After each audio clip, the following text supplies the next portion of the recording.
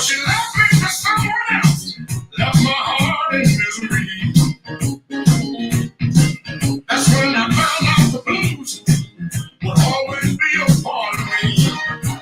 Let me tell you this, the secret she left me, she gave me the blues. That was the last thing I thought I could use. But now I'm glad she left me. I'm glad she gave me the blues. You see, I went out and found me.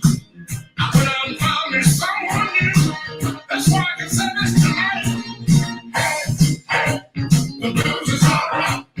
Hey, hey, the blues is alright. Oh, hey, hey, the blues is alright. Hey, hey, the blues is alright. It's alright. It's alright. Every day in life. Let's testify something again, y'all. Hey, hey, the blues is alright. Hey, hey, the blues is alright. Hey, hey, the blues is alright. Hey, hey, the blues is alright. It's alright. It's alright. Every day in life. I'm gonna play it for you now.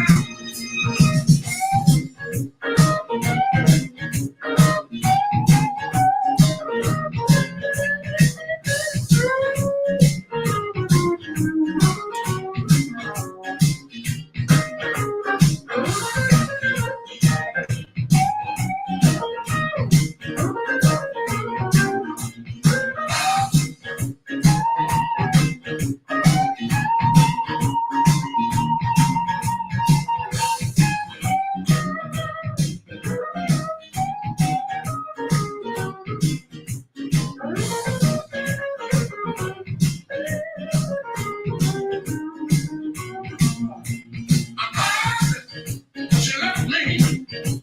I'm glad she gave me the blues. You see, I'm grateful to the blues. It was the blues that brought me to you. Yeah. You see, she'll never given me the blues. I never would have found someone sweet like you. That's why it's sad, yo. Hey, hey, the blues is alright. Hey, hey, the blues is alright. Oh, hey, hey, the blues is alright. Hey, hey, the blues is alright. It's alright. It's alright. Every day and night. I just gotta say it again. Y'all help me testify. Hey, the blues is alright. Hey, hey, the blues is alright. Hey, hey, the blues is alright. Hey, hey, the blues is alright. It's alright. It's alright. Every day and night. Do it again. Hey, hey, the blues is alright. You said, hey, Ladies and gentlemen, the blues is alright. ladies and gentlemen, boys and girls from around the world, this is Uncle Funky Larry Jones, and it's now time for the Poppa C Blues and Southern Soul Show with your host, DJ Poppa C. Good evening, good evening, good evening. Happy Monday. Happy Monday. And thank you again for joining us on our Blues and Southern Soul Show. Once again, I am your host, DJ Poppa C. And as always, we have an exciting Monday night and some wonderful, wonderful, esteemed guests. That what you heard is the one and only Texas Radio Hall of Famer, Uncle Funky Larry Jones. If you want to hear more of that voice, of course, you can join him on Mondays through Thursdays on KTSU 90.9, 9 to noon for jazz sessions. Or you can catch him on Saturdays from 2 p.m. to 6. It's called the Ultimate Backyard Party. He's followed by, he follows another Texas Radio Hall of Famer, Chili Bill Smith, who comes on from 10 to 2. So yeah, well, it's Monday, and boy, y'all are checking in early. Miss Diva Soul, Lady Audrey, good evening. Sister Calloway, my cousin Tricia, checking in. Said Wade call me, man. We got to talk. Howard Harris, all the way from Georgia, checking in. So yeah, thank y'all for checking in on a Monday, y'all. As always, I'm always happy about Mondays because I get to spend a fun-filled 2 hours with y'all talking about this and talking about that. and talking about the other thing. Yeah, but we're gonna be talking about something. And tonight I'm excited because boy, we have some heavy hitters, some heavy hitters on the show tonight. Um, Normally I would play a song, but and then introduce our guests. But you know, some of my guests tonight on short leases, and they have things to do. And you know, I don't want to get up here and act like a Baptist preacher tonight, be long winded. So I want to make sure that I keep my word and honor them for taking time out there Monday night for taking time out for the show. Of course, and make sure y'all know that we're on 3 digital platforms, two Facebook pages, my name, Kerry Hunter, and then Poppa C Productions. And of course, YouTube, where we reach audiences all the way from Nebraska, Kentucky, Ohio. And I love the feedback when they inbox me about the show and about the entertainment. Because, you know, this is a blues and Southern soul show. And blues and Southern soul is not worldwide, it's just mainly in the South. So we get the opportunity to spread some love. Hey, wee, thanks for reaching out to me. I feel better and I will call you, I promise. I promise you I will. So, but before I bring my guest on, let me make this announcement for another upcoming show I have at Taylor's of Houston with the Three Voices One Night. That'll be June 13th, 131 South Post Stoke at Taylor's of Houston, with Houston's own Yvette Busby, the Lady Songbird, Jenda Harris, and Lady E. And I will be your MC for the night. So the tickets, I believe, are $15 pre-sale and $20 a door. So keep that on your mind. I mean, that's the only thing I have coming up, but that'll be June 13th at Taylor's of Houston. Okay? So those of you who call me about making your announcements, and I ask you to text them or get them into me, if you didn't, don't charge it to my heart, don't charge it to my head. Charge it to yourself because you didn't get them in. Okay? And we'll try again next Monday night. So tonight's guest, y'all, we have KTSU 90.9 program director of KTSU, Ernest Walker. And we have senior pastor of Good Hope, D.Z. Cofield. And we have a guy who's real knowledgeable about sports talk. His name is Kevin Allen. They call him the Silver Fox for a reason. But before I bring any one of those on, I got a legendary guy who's put on many, many miles across the nation from this planet to that planet. I think he forgot to tell me about China and Korea, but he might not want to share that. But he's been all over the world, so help me welcome the Texas Radio Hall of Famer, Uncle Larry Jones. What's up, Unc? Poppa C, good to see you, my friend. All How is you well. doing, man? Things are good. Things are good, Yeah. you know. Man, you know, woke up this morning. My babies love me. My wife loves me. Shoot, you know, I'm living the life, man. It's Hey, you know, good time in God paradise. loves you. God loves me. My mama loves me. You love me. That's a pleasure, man. It's Let me good. tell you about an experience I had this Saturday. Okay. While I was riding down the freeway, man, I was listening to the Ultimate Backyard Party, starring Uncle Funky Larry Jones, but he wasn't one-upped. He was two-upped by a young lady by the name of Aubrey. And she brought her A game. I say, man, I sit there on Saturdays with you sometime and on Mondays and Tuesdays with jazz sessions. And Yeah. I say, man, my game, I need to step it up because Ms. Aubrey, she wasn't playing. So tell Ms. Aubrey, I said, she did an awesome job. And congratulations. And boy, look, I think, yeah, I don't know. I don't know. You might get replaced, but you better watch it because she's ready for prime time. Yeah. And I appreciate you, Pop, and it means a lot coming from you and the listeners, folk like Miss Audrey,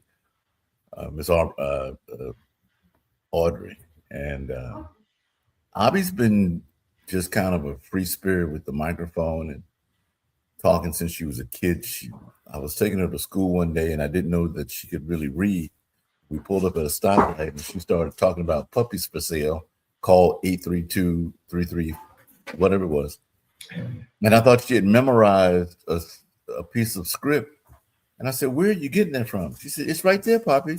She was reading the sign off the telephone pole on our way to school. I had no idea the child could read. So we practice a lot. She does a lot of voice work for us. She's done voice work for some other folk.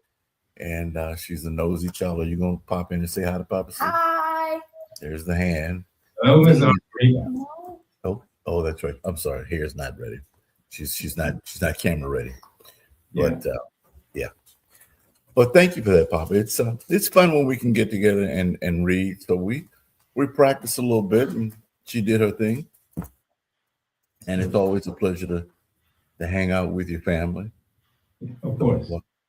You know, the first appearance was at Miller Outdoor Theater the weekend of the Uvalde shootings, and when she took the microphone and she wanted to pray for all the kids that came out with their parents that day, I said, "All right, God's in this baby, so I'm just going to let it go." So we practice, we have fun. She has gravitated toward the mic more than any of the other kids and the grandkids. So I'll tell you now, at age 10, her passion is to become a civil servant. She wants to be either a law enforcement officer or a lawyer or both. That's today. Last week it was airline pilot, and because her Aunt Sunny is a flight attendant, so she's, but she's a true Sagittarius, man. She's outgoing, makes friends easily, confidence. If we need something in the store, she'll go ask right up to the counter, "Ma'am, this item says it was on sale and you overcharged us." Okay. Yeah. Well, she's not shy. No, not at all. But let me tell you, I got subpoenaed to court this morning. My job as a paramedic, and I got subpoenaed for a murder case that I made about 3 years ago, and I can't give you a whole lot, because it's still pending, whatever. And I was sitting in the courtroom. I made a statement. I was working on this patient, and the cops were in the doorway, and they had the body cameras on, and the prosecutor made the case on a statement I made when I was working on that patient, the child. And so I was sitting in court today. When I went to court, I remember seeing all these lawyers, all these defendants needing lawyers. And I was looking around and saying, "Man, I don't ever want to be caught up in this. I don't want to kill a mosquito again." But I say it to say, Ms. Arby wanted to be a lawyer, a civil servant. Look, in Houston, it's plenty big, and I think they're always short, so they're no short of work. Yeah, she will walk up to a constable and introduce herself and ask about the car, the automobile. We were at chicken stand the other day, and he came in to get lunch, and we ended up having dinner together, introduced us to the family, and Aubrey generated that. So this is a fascinating journey to watch and to be a part of it. I just thank God for all of what I'll be able to see through this journey. I'm excited for her, and I'm excited for the other young folk who chime into this same level of awareness and understanding and confidence at 10 years old. Not even close. But I watch it with an amazing fascination of God in her. Since her baptism, you just see stuff, and she's done numerous events with Bishop Dixon over the Community of Faith, and she's just a real good outgoing kid, and she likes and loves to have fun. So, well, good. I mean, speaking many blessings over her. Appreciate it. let's go ahead and bring in our first guest because I promised this young man I wouldn't hold him real long. So I know he's always out. He's got a busy schedule. So let me welcome the program director of KTSU 90.9, Mr. Ernest Walker. Let me correct you, Papa. General manager. General manager. Oh, Yes, Donna. well, Miss Donna give me Franklin. my ticket tape, Ernest. The general manager. There you go. Well, I sweep the floors too. Yeah, he does. I saw him this morning. How you doing, Papa C? Good, Ernest. Thank you for taking the time to join us on our Blues and Southern Soul show, man. It's a pleasure to have you. And, I've been shooting at you for a long time because I don't know who's heavier, you or Unc, but I've been looking at you for a long time. So I appreciate you taking out your time to join us tonight. Oh, it's a pleasure. And I look up to Uncle Funky Larry Jones. Hey, man. We've been on this journey together for a long time. So Yeah, we have. we have. I remember those days. Back in the day. Back in the day. And those days are still rolling. They are. I mean, I think it's when you have true friendship, that matters. And we can work together and have fun and make an impact into the community that we're here to serve. So it's a pleasure and honor. Okay. Well, tell our listeners just a little something about the Mr. Ernest Walker, the general manager of KTSU 90.9.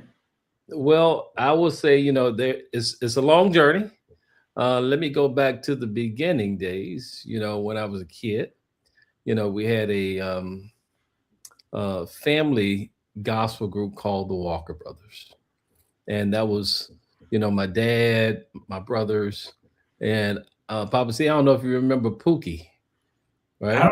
I don't remember Pookie, but I remember you and your brother.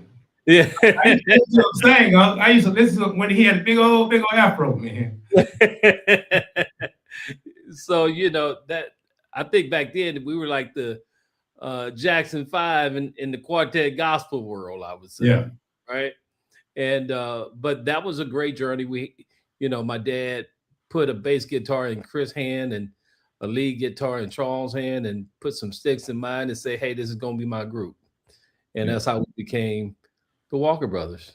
And from that early age, to now, I'm very grateful for what my dad did. And, he got us started in the entertainment industry, running his own record label back in the day. And we're still in the music industry today. Well, I might add, when I first heard y'all sing in person way back when, True Level Hall, different churches, because, I came up in a quartet family. Mm-hmm. It's been a drastic voice change. Well, True Level Hall, you're going back somewhere on that was Lowndes Avenue, right? On that. Yeah, man. I remember True Level Hall. Yeah. There was a lot of good singing in that place. Oh, yeah. Yeah. My uncle had a group called the Gospel Tornadoes, man. So y'all want to take a lot of time together. We sure did. We sure did. And, the other thing along this journey, I'm very grateful to God for opening so many doors. When I initially got out of high school, my very first gig, actually the summer I got out of high school, was going on the road with the legendary group called the Mighty Clouds of Joy. And that was my first gig out of high school. And a lot of weight. I know it was a lot of weight, right? But that was my first professional gig, outside of my family. So, to work with Joe Lagun and, and being on the road with, Slim and the Supreme Angels and Five Blind Boys and that hey, I tell you, it was a great journey, and I learned a lot along that journey. You see, all the groups you mentioned way before the contemporary movement. Way before the contemporary movement. That's right. It wasn't number 2 and 4. If you got out the pocket, they kick you off the drums. Uncle Funky, you know what I'm talking about. Wow. Yeah. Yeah. That's quite a resume, but one advantage I have of walking the hallways, hanging out with Uncle Funk at the radio station, running into guys like yourself, and getting that one-on-one education sometime. And you spoke to me about your climb when we were talking, all the way into where you are now, being at the radio station and being the general manager. So tell the listener, how did you get did you arrive at that point in climb? Well, for many years, I ran a entertainment company called Walker Entertainment Group, and I made a shift back in 1995. I used to manage a lot of artists, like the great Sean McLemore and Brent Carter, who went on to be the lead singer with Tower of Power and Average White Band, and now I think he's with the Commodores now. Um, and I just began to manage many artists' careers and position them in spaces that they couldn't get themselves in. And then from there, I went on tour in 1995 with Shante Mora and Barry White on the with the Love Unlimited Orchestra tour. And from there, it kind of shifted my thinking when I was on that tour, because I was on the tour. It was a lot of people from that was working with Prince back then, and I wanted to learn more on the business side and production side of things. So I took it as a learning curve for me, being out on the road with so many great people. So even though I was playing drums at the time, I went to the venue when the production people would get there early in the morning so I could just absorb and learn, right? So I took it as a opportunity to say, you know what? Um, Most people pay for an education, and I can get an education for free with the experts in the field. Yeah. So, on that whole tour, I would just learn. And then when I came back, I intentionally said I wanted to make a difference with African American organizations like the NAACP and the Urban League, and intentionally went to them and said, "Hey, how can I help you elevate what you do from an event and production standpoint?" And I started doing it for them. And also, I was working with my brother Deloyd Parker Mm. over at Shape Community Center with the Yeah. Pan African Festival, Yeah. right?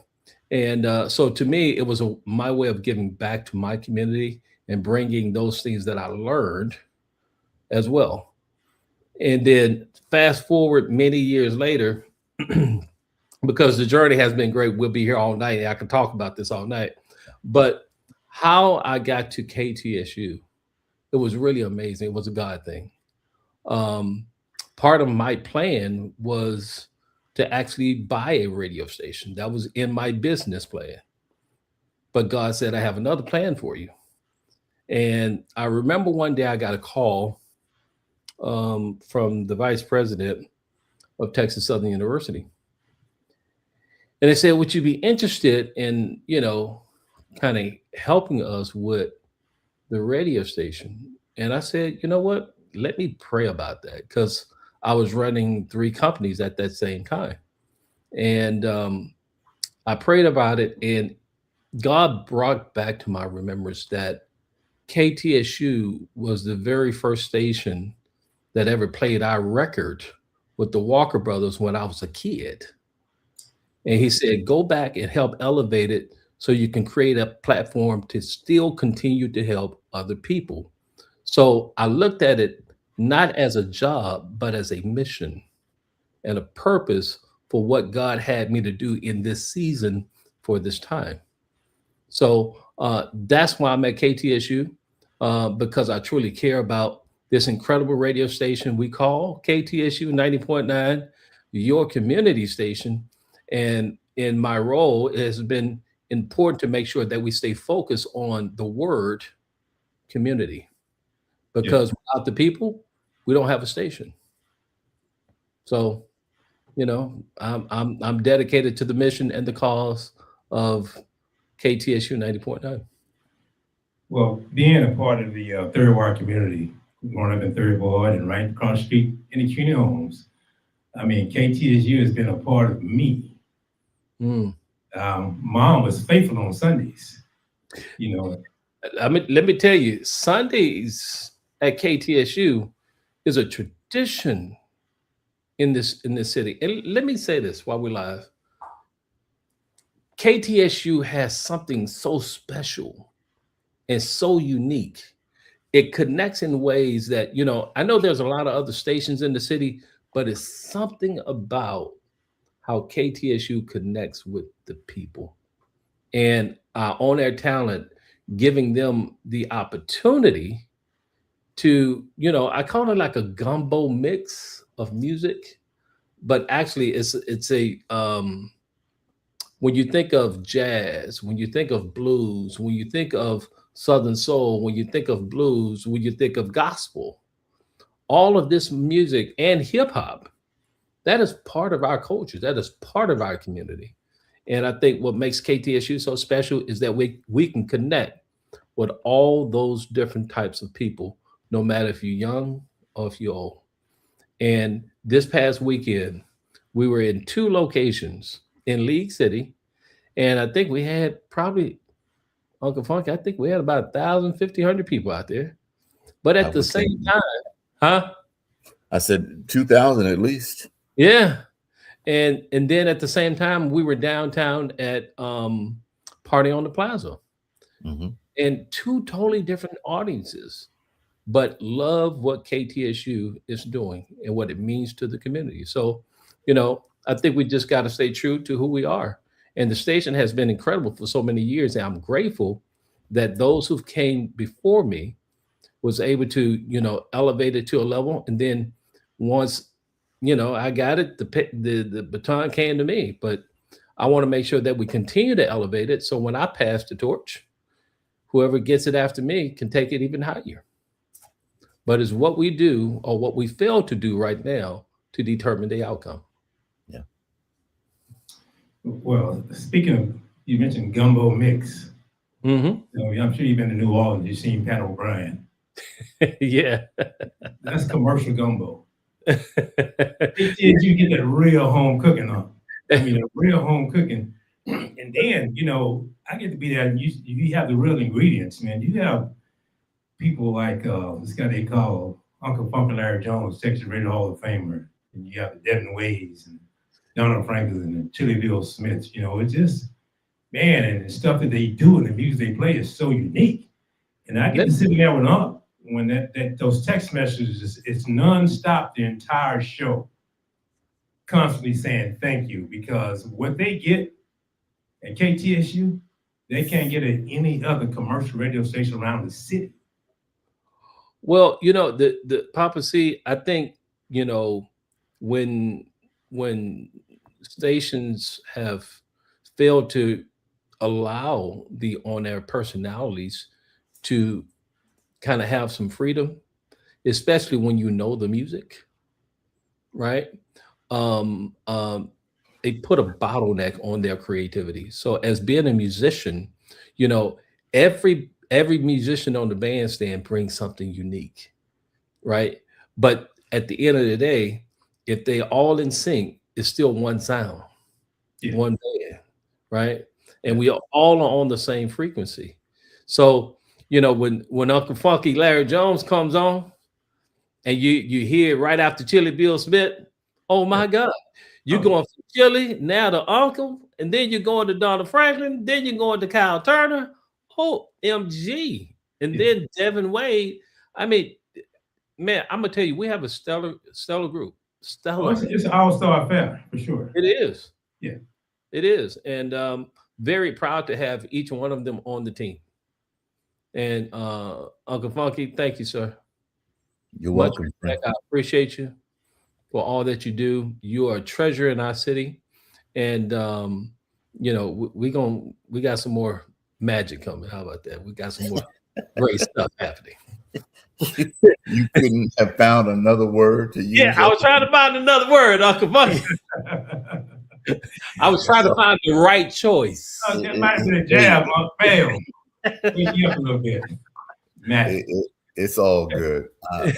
Out of radio tradition, I can tell Ernest, I can tell you, and I can tell the audience, there's probably one or maybe two existing commercial stations left that follow the same creed.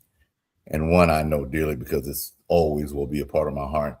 And that's at 1070 WDIA in Memphis, the Goodwill station. They still do the things they did when they came on the air back in 1946. One of the last living original radio personalities just passed away. They had a service this weekend. But the legacy of those years and the same type of things, the communications, the being there for the community, the food drives, the water drives, the concerts, the you name it, we did it.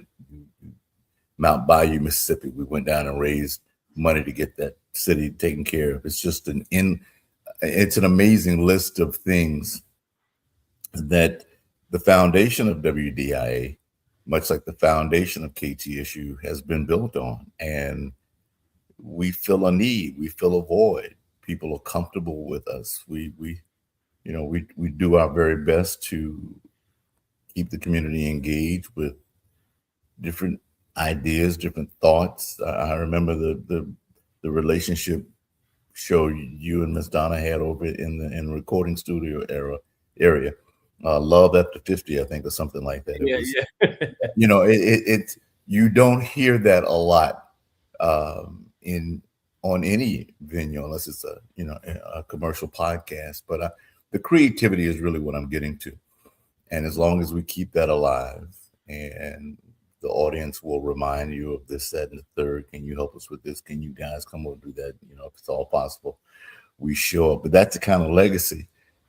You've got to be a God-fearing, loving person to have that in you to do, because it's never about the money, Poppa. And being a first responder, they're just things that you do out of the spirit of goodness that's in you, and it's a piece of a legacy to be able to have stewardship over the frequency of 90.9. And I'll let Mr. Walker explain to you one day the numerology behind that 90.9. It'll blow your mind.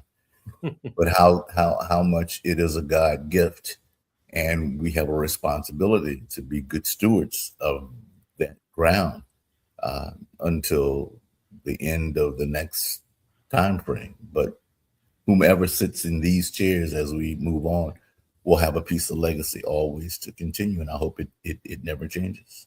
I hope it never changes. Very well said, Uncle Funky. Yeah. Very well said. Yeah. Thank you, sir. We live that life. We do every single day. Every single day. We live it. I mean, you got to have a heart for it. You got to be passionate about it. As you said, it is not about the money. It's really about the purpose, and it's about the mission. And I think when you understand that, your heart is in the right place, and God would always bless what you do, right? Yeah. When your heart is in the right place. So I think that's part of, what we do at KTSU. We keep God first. And I know I'll allow him to direct my path as I lead the station. And that has led us to where we are today. And from one station, now we have another station called The Vibe, right? And we have another station for our students that is a streaming station that's called KTSU2. And I was going to drop something else because we got something else big coming, but I can't put it out there yet. But there's something big coming. That's all I have to say.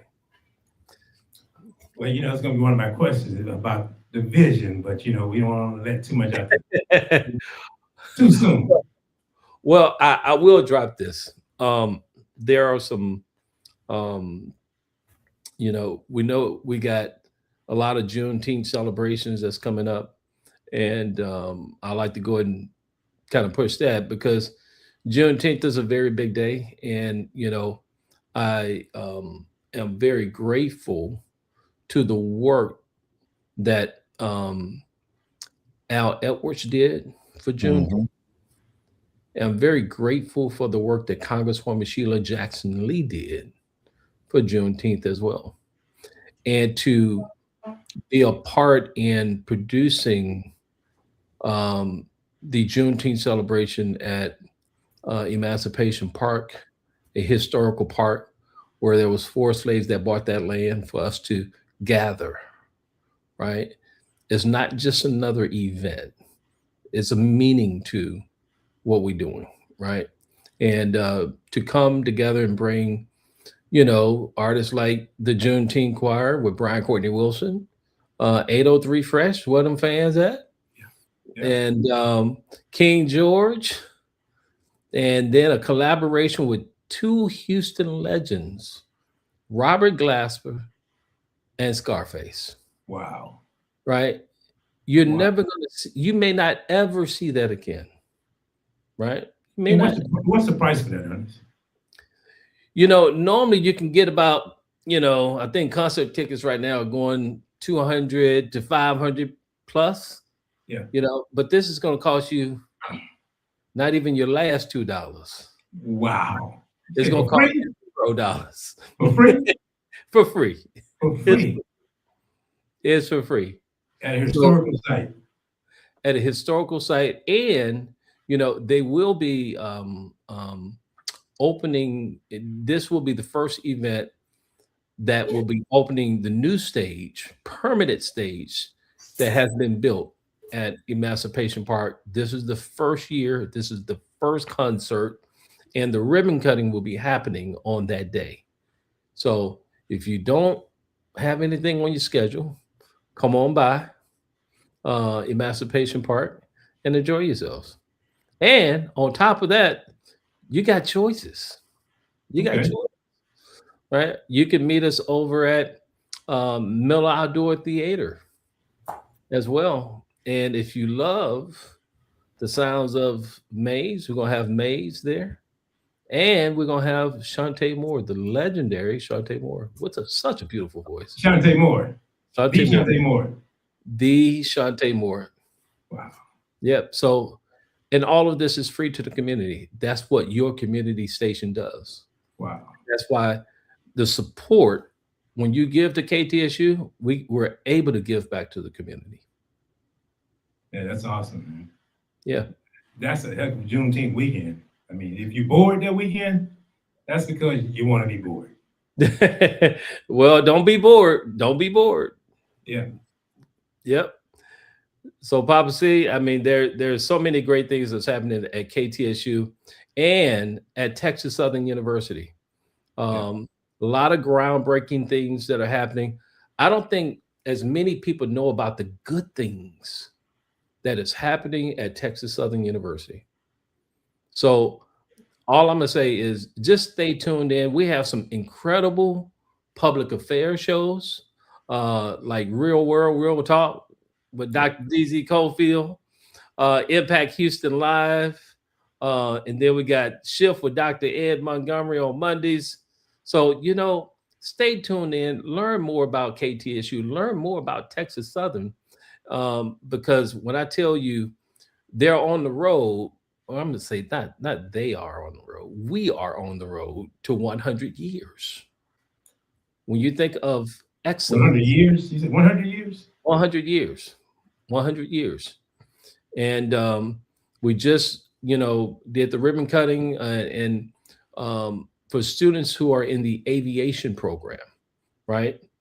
And we have 13 new airplanes at Texas Southern University that these students are actually getting hands-on training with on airplanes that United uses for their programs and others. So when I tell you we have some great things happening at Texas Southern, if you have students who are looking for a great college to go to, don't look any further.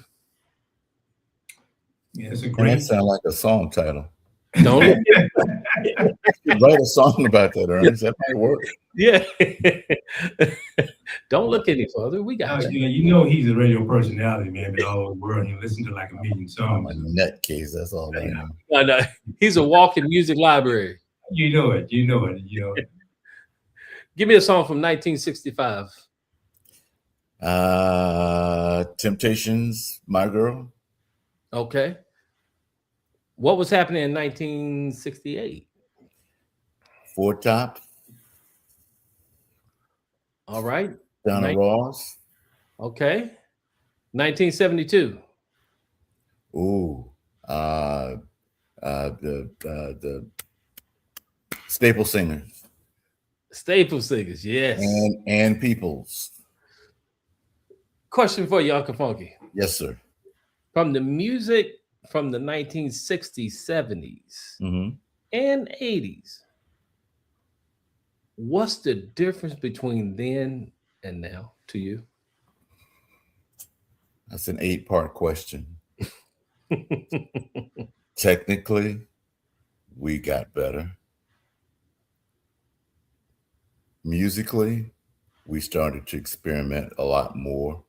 We came out of the 60s was still reflecting back to the doo-wop era, so we were getting away from a lot of shooby-doo doo-wahs to more individual sounds, and of course Berry Gordy and Detroit leading the way there, Gamble and Huff leading the way in Philadelphia, Al Bell and Isaac Hayes, David Porter leading the way in Stax in Memphis. And you had a lot of independent companies and artists. The Black Beat Records, Don Roby and his team right here in Memphis with Obie Wright and Big Mama Thornton. So there was a whole lot of stuff going on. And as we began to grow, the consolidation, because white America leaned in with the Wolfman Jacks of the world, and they were playing what they called the race records at night, or then the Negro sound. Yeah, Wolfman Jack. I hadn't heard that in a long time. Yeah, well, came from the right source. Yeah. So there was a lot of stealing around music, and then the whitewashing up with the Pat Boone era. So you had that going on, and of course you had the Chess Brothers in Chicago with their sound. So all of that in the 60s that began to mesh into the mid 60s with the civil rights movement and the beginning thought that we can actually live as the Constitution of the United States is, and there were a lot of blending sounds. And as you get lower into the 60s, you had the Vietnam War experience, and then you had the blending of the black rock sound, the Sly and the Family Stone era was rushing in, and then the Norman Whitfield taking of the Temptations and Marvin Gaye came with all of that. So that pushed us into the late 60s, into the 70s, and then the emergence of the Isley Brothers, and we were fighting the power. And Mr. Brown was still reminding us how black and how proud we all are. So you're in 70, 75 now, and all of a sudden Donna Summer wants you to forget all that and let's go disco dance. So we're on the disco floor, and then you have the Tramps with Disco Inferno, and then this kid comes out of Hialeah, Florida, by the name of Casey and the Sunshine Band, and they want you to get down tonight. And then all of a sudden, the rebirth of Chicago, there's a band called Earth, Wind, and Fire, and You're My Shining Star. So it is a tremendous run of stuff. Disco Demolition by a radio personality in Chicago that killed disco, so they thought, but America still was dancing. So we never stopped dancing, and we just changed the name and changed the groove. But the melodies and the blending of the sounds and the lighter hue with the darker hue. And Timothy Thomas would ask, why can't we just live together? And then we were reminded to be thankful for everything we had. Uncle So Funky. there was, I'm sorry. Uncle Funky. They got to tune in to KTSU when to get more of this? Saturday in the ultimate.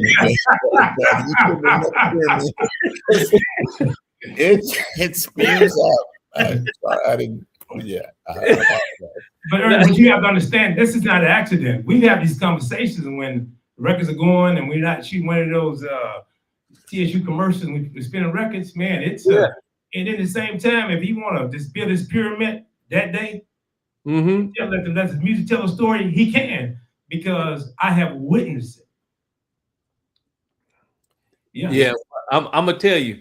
You know, today is a very special day. You know what today is? Today is Poppa June C. 1st. Hold on, Oh. Papa C. Do you know what today is? June 1st. June 1st? June 1st. It is June 1st. It is June 1st. Music Month. Music Month, Black Music Month. It's Black Music Month. There you go. Yeah. Ding, ding, So ding, you know what? We got to celebrate Black music because this is the kickoff to Black Music Month. Wow. Yes, Uncle Funky. 1979, President Jimmy Carter signed it into law. There you go. See, a walking encyclopedia, walking music library. You know, he's just a rich history. You know, so Invaluable. invaluable. I agree. I was trying to find the right word. Yeah. But watch this. No one's ever asked me except for Papa C and Mr. Walker. And thank you, Leroy Allen. Thank you, Lady Audrey. Mm-hmm. It's been in me since I started. Yeah. But this is why Mr. Walker and I are going to take that studio over and really do a full podcast about this whole thing and help me with the book and the documentary, because I didn't realize I'd retain all that information. Yeah. God just scared me 30 seconds ago because I didn't know I was going to say all that. Well, see, hey, Uncle Funky. Yes. Hey, we got to do some things. We got to do Stay some more tuned. things. Stay tuned. Stay tuned. More More coming. Right, more Me coming. leaving out the studio with you, radio studio with you, walking down the hall, going to the restroom, stopping and cornering him in the hallway. So all this knowledge right here, man, it just, okay, stop right there, man. Yeah. You know, I need a pen and pencil. And I'm gonna just say this before we leave. Uncle Funky, I just wanted to share one more story that we shared together. Yes, sir. And I remember we were at what was it? At a NAACP event. Probably. And I remember I had some CDs made. I put them on all. Oh boy, yes, sir. Yeah. Huh? You remember that? Go ahead, tell them, let them know. Yeah. So, you know, I'm working with this one artist, and you know, so made up these CDs, and I said we're gonna give them to everybody. We're gonna put them on the tables, and then we're gonna have them perform that song that night. And and it was a group called James Fortune and Fire. Yep. Right. And I remember Uncle Funky Larry Jones. He was the morning show host at that time. But he said, man, this is good. He's like, hey, give it to me. I'm gonna put it in rotation tomorrow morning.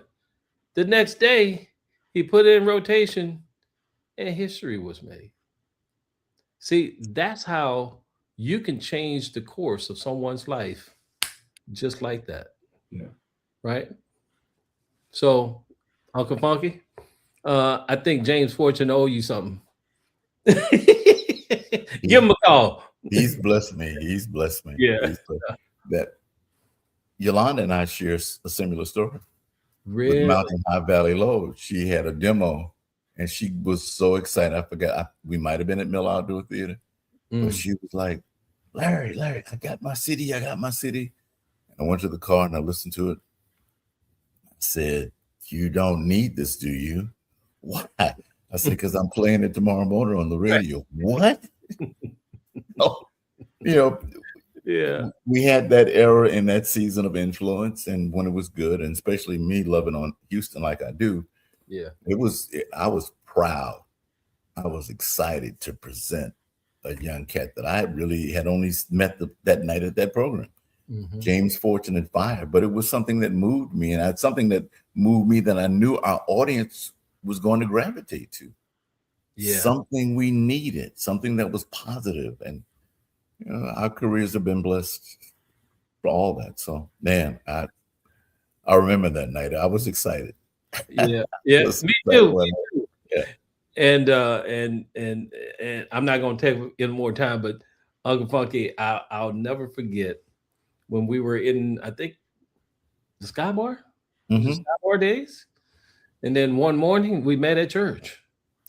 No, it was at church. It was actually at the Georgia Brown Convention Center. But the gig was at Jones Hall. It was a jazz gig with you, Scott, and the whole team.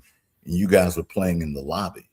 and I was hosting that. And then the next day was the Easter Sunday program downtown at the George R. Brown Convention Center. And Poppa, I'm emceeing and hosting a show. And I've got another gig the next morning at a church. And I'm like, wait a minute. Didn't I just see y'all last night? I thought, well, this is pretty hip church. So I might need to come back. Y'all got it going on like this. I'm like, okay. So, next 20 years, I was with Ernest and Dr. Montgomery at Abundant Life Cathedral. Right. Yeah. So it was a great experience. So I just got to say, the journey has been amazing. And the journey still is amazing. Thank you for the correction. It is. So, Poppa C, thank you for having me on your amazing podcast. Yeah. Really appreciate you. The pleasure's all mine, man, because when I get that opportunity to listen to y'all, especially on the phone, man, it never gets old. And of course, I'll be there in the morning time, but with him, you never know what's the next story. And just when you thought, because he only gave you this much, because he's had 1,000 footprints nationwide. So the stories always gets better. It does. It's his truth. Very little hyperbole. And I enjoy that part, man. But ladies and gentlemen, the general manager of KTSU, Mr. Ernest Walker. Yay! I need some sound effects. We need some sound effects. Right.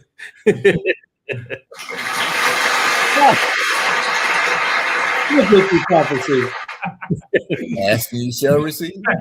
Yeah. And I see my friend Leroy Allen on here too. Hey, Leroy, how you? Yeah, that's the man with the golden voice. Yes. He is good. I hope this won't be the last time, man. I know every time you walk by his office, when you're speaking to him, he's on the phone, on a conference call, he's texting, he's a busy man. So it means a lot that you take time out to give us a little time, give you some of your time, and to introduce Ernest Walker to the folk. Only hear you on the radio and not get a chance to put the face with the voice. Well, Poppa C, I appreciate it. Anytime you extend the invitation, I'll be back. Oh, say no more. He said, I'll be back. You'll be back next week. No, I'll be knocking on that office door. Hey, man, that was pretty good. What you going next week? Yeah. No, thank you again. Appreciate it. Thank you, Mr. Walker. Have a blessed one. Good to see you too, sir. All right, friend. Look forward to hearing you in the morning. Yes, sir. I'll be there. 9 o'clock. All right. What's the name of that show? Jazz Sessions with Uncle Funk and Larry Jones on the Choice 90.9 KTSU. No, we're not. Oh, that was Mr. Ernest Walker, y'all, the general manager of Texas Southern University. Awesome. Your buddy showed up. Ms. Aubrey. Hi. There she is. One of the most famous ladies in H-Town.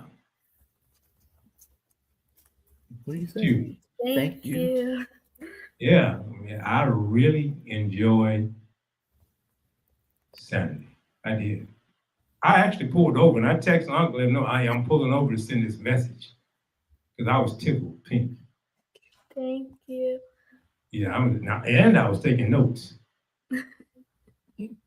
Look, somebody said, "Hello, beautiful." Hi. Yeah, that's Miss Aubrey, y'all. We listened to Miss Aubrey grow up from one radio station to the next. From Magic, see, I can say Magic on my show. I can say Magic and I can say KTSU on my show. Yeah, all that. Yeah, all of that. So, yeah. So maybe one day, Ms. Aubrey, when you're not too busy, we can have you as a guest on Poppa C Podcast and tell us about Ms. Aubrey's climb from one radio station to the next. Okay. Bye. Bye. All right, y'all. You starting something over here, son, but thank you for that. Yes, sir. Oh, anytime. So, waiting on DZ Cofield. He's up, but he had disappeared. So, guess what? Without any further ado, let's bring on Pastor DZ Cofield. There he is. What's going on, fellas? What's happening? Everybody good? Yes, sir. Good, Pastor. Good to Thank see you you, for Doc. doing this Monday night.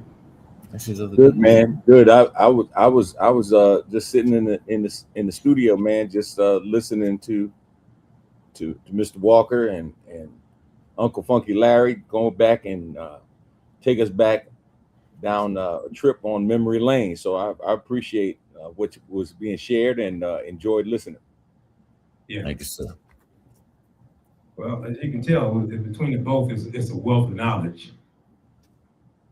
But with yourself, D.Z. Caulfield, the senior pastor of Good Hope, you know short of knowledge because you also have a little stake at KTSU in a segment. What's the name of your segment at KTSU? Real World, Real Talk. I've been doing Real World, Real Talk for about 13 years. A lot of people don't know. I know Uncle Funky knows that I used to moonlight on the side back in the day before they actually started voice tracking and things like that. I don't live too far from the station, so whenever there was bad weather or somebody called out and they needed somebody to go in, I would call security, and Mr. D would come out of retirement, and I would enjoy playing jazz and R&B, especially Friday, the oldies. And when I told Donna Franklin, program director, asked her if she needed anybody I could fill in, and she said, "Well, what kind of music would you play?" I said, "What kind of music you listen to?" And I lived in a house that was full with music. My mom was a singer in church, but they loved music. We had that old General Electric hi-fi stereo Fidelity that doubled as a buffet for the holidays. Yes, sir. Yes, sir. And so, just grew up, man, with that classic music, man. Both my mother and father were music lovers. And so, that's the music I was raised up on. I told my wife the other day that we're getting old because all of our favorite artists are getting Lifetime Achievement Awards now. But, I value that music, man, because that music told a story.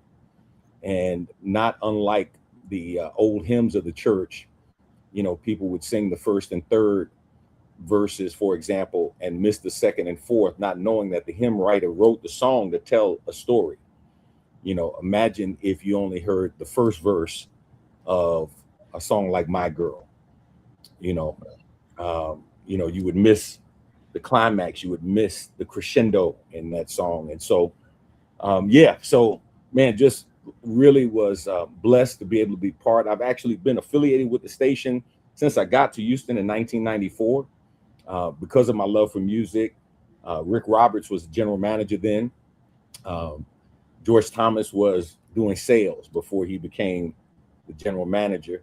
I'll tell you this funny story. So I became pastor at Good Hope in 1994. Rick had passed, and they were looking for a general manager. And I was leading the church through a strategic planning process. And we developed this whole profile for the church called Vision 2000, the hope of the future. And George was part of that strategic planning process.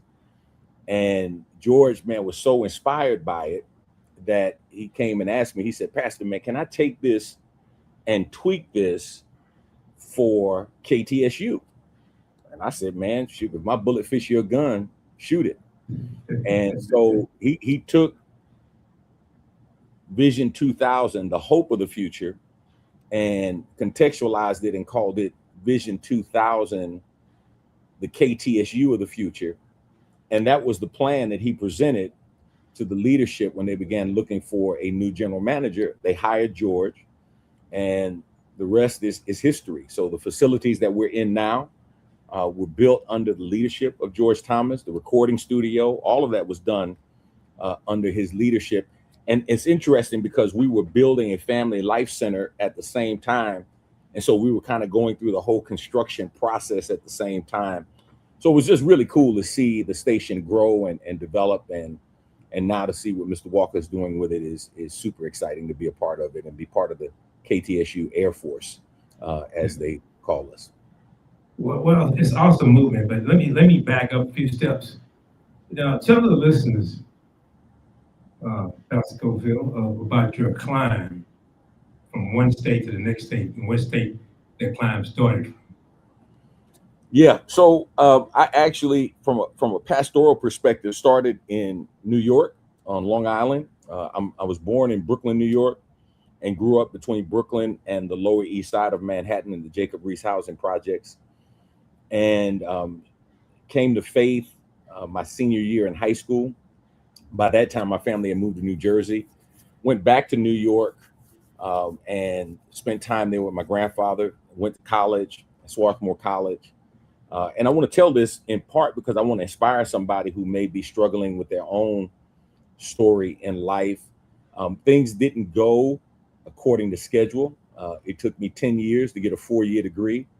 Part of that was because of family trauma and crisis. My mom and dad split up. I was going through my own depression at the time and really didn't realize what was going on. That wasn't something that was talked about a lot publicly. Issues around mental health and wellness and those kinds of things. I was captain of the basketball team. I quit the team in the middle of the season, didn't go back to school. It was just a real difficult time for me, and ended up getting married and started having kids and was working and hustling, and then made a decision to just go back and just take 1 or 2 classes at a time until I finally chopped that tree down and graduated. But while I was in school, I actually got called to a church in Long Island, New York. And I tell people my preaching gift was far ahead of my pastoral maturity or my preparation, and had a really insightful run there at that church. But they inspired me to go back to school. And so I went back and finished my undergraduate degree. While I was finishing that, got called to a church in Chester, Pennsylvania. Chester is on I-95, right between Philadelphia and Wilmington, Delaware. I was involved with music and the choir.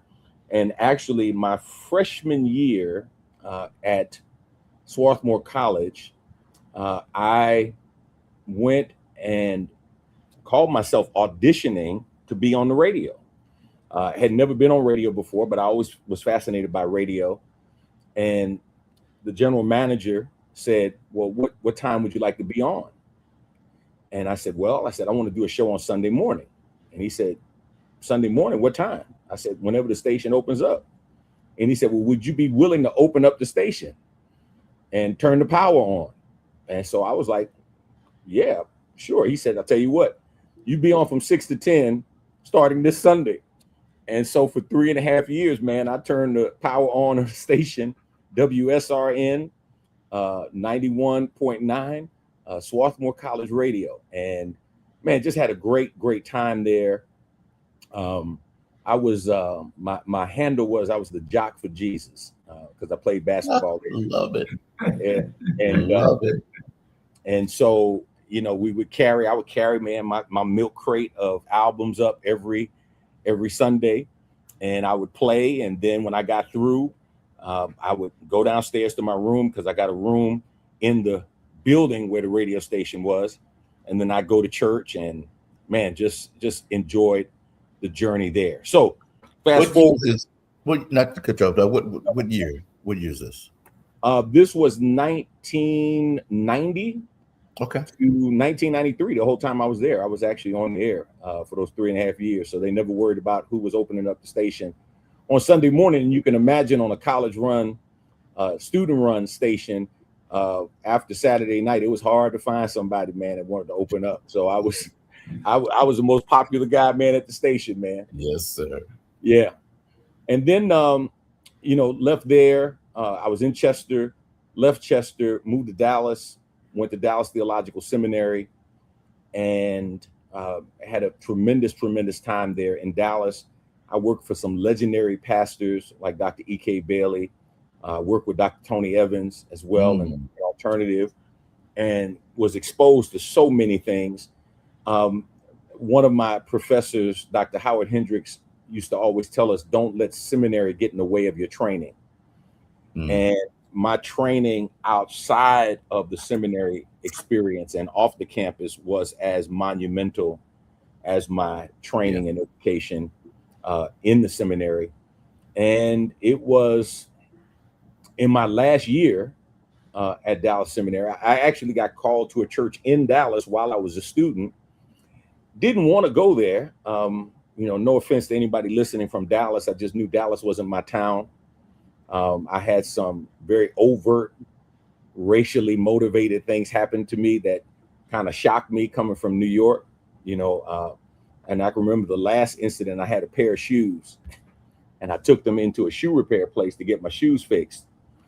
And the lady tell me they don't fix those kind of shoes there. And I'm looking on the shelf and I see all these shoes.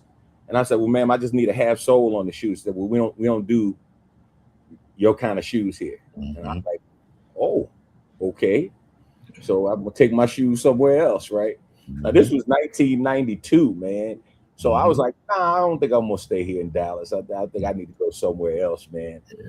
And lo and behold, just to show you how God was moving, I'm praying and I'm asking God, where do you want me to go, God? And I had a list of things that I wanted, that I desired in the city that I would go to. And my list was narrowed down, and Houston was the number one choice. I didn't know anybody in Houston other than Pastor at the Mount Corinth Baptist Church, A. Lewis Patterson. I had seen him nationally and knew him. But other than that, I didn't know anybody in Houston. And I'm like, okay, I don't know where to go in Houston, but okay, God, if you're saying Houston. And it was about 6 weeks later, man, that my pastor called me, E.K. Bailey. He said, listen, man, there's a church that is looking for a pastor. Historically, man, has been a great church in the convention. The former pastor, man, was a nationally known figure. It's kind of gone down over the years. He said, but man, with your preaching and teaching, I think you would do a great job there. So I'm waiting for the shoe to drop, because there was a church 2 years earlier that he wanted to recommend me to. And he said, the only reason I can't recommend you is because you're still in school. And I was like, okay. I said, well, where's that church? He said, Alaska. And I was like, Alaska what? I said, Pastor, I said, listen, man, I've taken my mother's grandchildren halfway across this country. I cannot leave the continental United States with her grandchildren. Now you got to remember, back then, man, there was no iPhones. We still had long distance calls, man. And so it was like, nah, I'm not going to do that. He said, well, hey man, you're still in school anyway. So when I finally asked him, I said, well, where's this church? He said, Houston. And I can remember I was standing up talking to him on the house phone, and I sat down on my bed and I said, where? He said, Houston. He said, now I know you're teaching at the seminary. You got some other stuff going on, so you'd have to leave. But I think it's a great situation. He had no idea that I had been praying and God had told me Houston. And I can remember my family and we decided to go on vacation to go to Galveston. And that was strategic because I said, I'll get a chance to go by Houston and see if I could find this church. And so we found the church. I drove around Riverside Terrace and drove around about 3 or 4 times. So much so that my oldest son finally said, he said, Daddy, are we lost? And I said, no. I said, why you say that? He said, because we drove by this building 3 or 4 times. But literally I was just driving by the church, just driving around, man, just praying, just really trying to get a feel for the community and the neighborhood. And just really felt like it was a fit. And God saw fit, man, to bring me to Houston. And I've been here 32 years now. Get that applause sign out, Poppa. That's a beautiful story, man.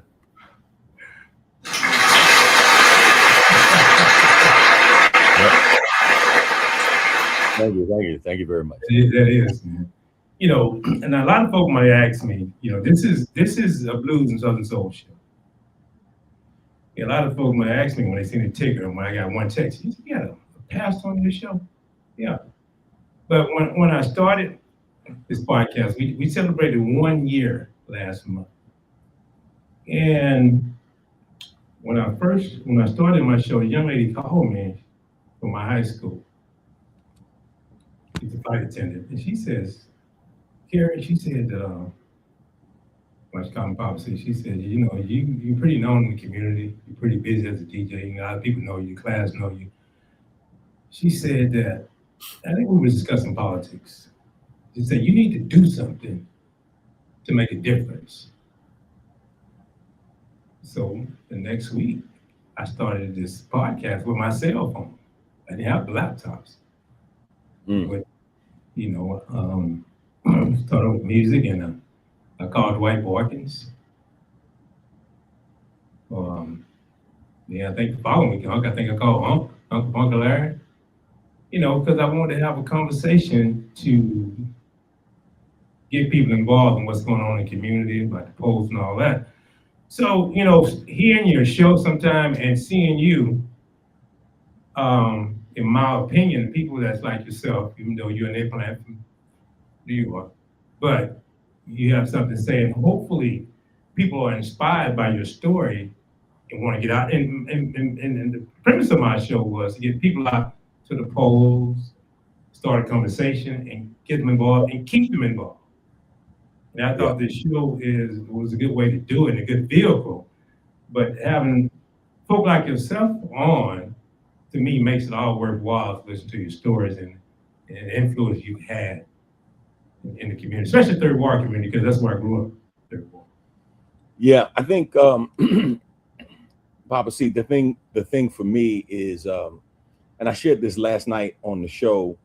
I was reading a story, and they were talking to Kenny the Jet Smith, the Houston Rocket legend, about the impactful moments in his life. And he was telling the story of how his dad inspired him, his middle school coach inspired him, but how his consciousness was really raised to another level when a white man by the name of Dean Smith, who was his coach at the University of North Carolina, asked him a question. His first year on campus, he said, Dean Smith asked him, Kenny, what difference are you going to make for the African-American students who are on this campus? And the question resonated with him and really put him in the position where he realized that he had a responsibility. And then Dean Smith told him, hey man, if you ever need to be gone for a protest or to fight for the rights of Black people, you have my permission. Right. And it just blew him away, man, that he was given that opportunity. I tell that story because, Poppa, see, you really are the embodiment of this. Uncle Funky is the same. And I hope your listeners and those who will watch this will understand that I don't care what happens nationally on the political scene. The question is, are we going to make a difference where we are locally, right? Are we going to do our part to help change the world and make the world a better place? And you took that challenge on and said, hey, man, I'm gonna start this podcast. When I had an opportunity 13 years ago to become part of the Air Force at KTSU, I had been going in, raising money during campaigns and things like that. And, when they called and, my friend, Pastor Lloyd Crosby, passed away unexpectedly and suddenly, Donna called me and said, hey, your name came up and want to know if you'd be interested in coming on to do a show. And I said, absolutely. I said, I'd be more than honored. Again, they had no idea about my radio background. I'd just been up there serving, I'd just been up there raising money during the campaigns and things like that. And I said, sure. I said, now let me ask you some questions. Are you all memorializing that show, The Christian Community Today, like the Tonight Show, or can I do my own thing? And they were like, well, give us a proposal. And so I came up with the proposal and the name.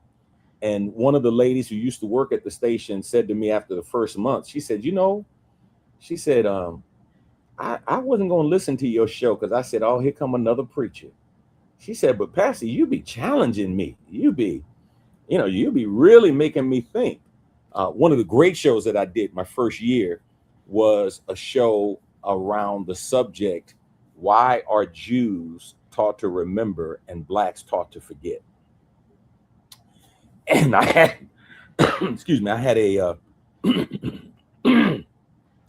excuse me, I had a young Jewish activist on, and I had Dr.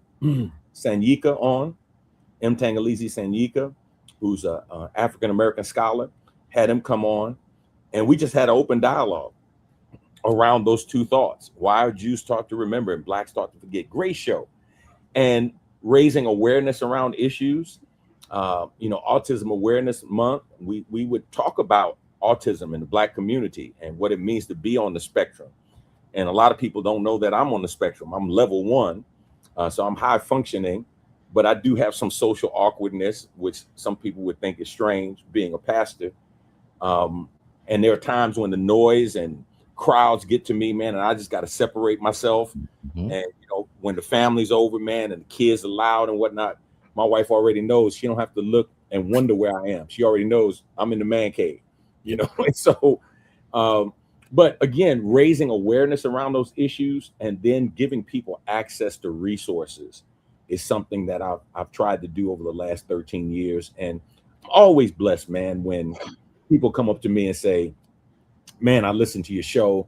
Man, this subject blessed me.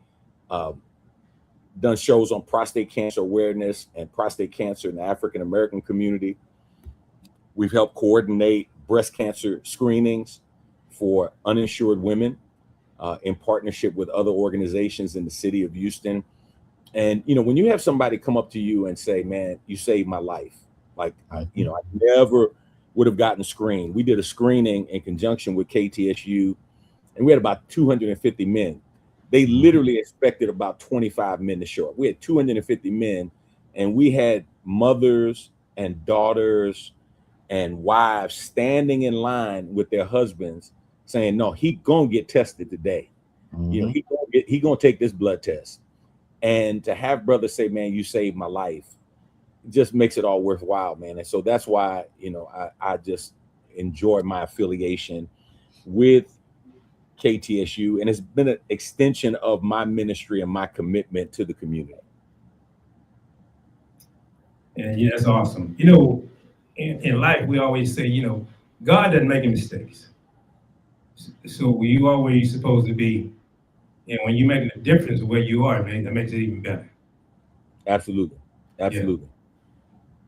Yeah. So, yes, sir. Let you interject a few just before we.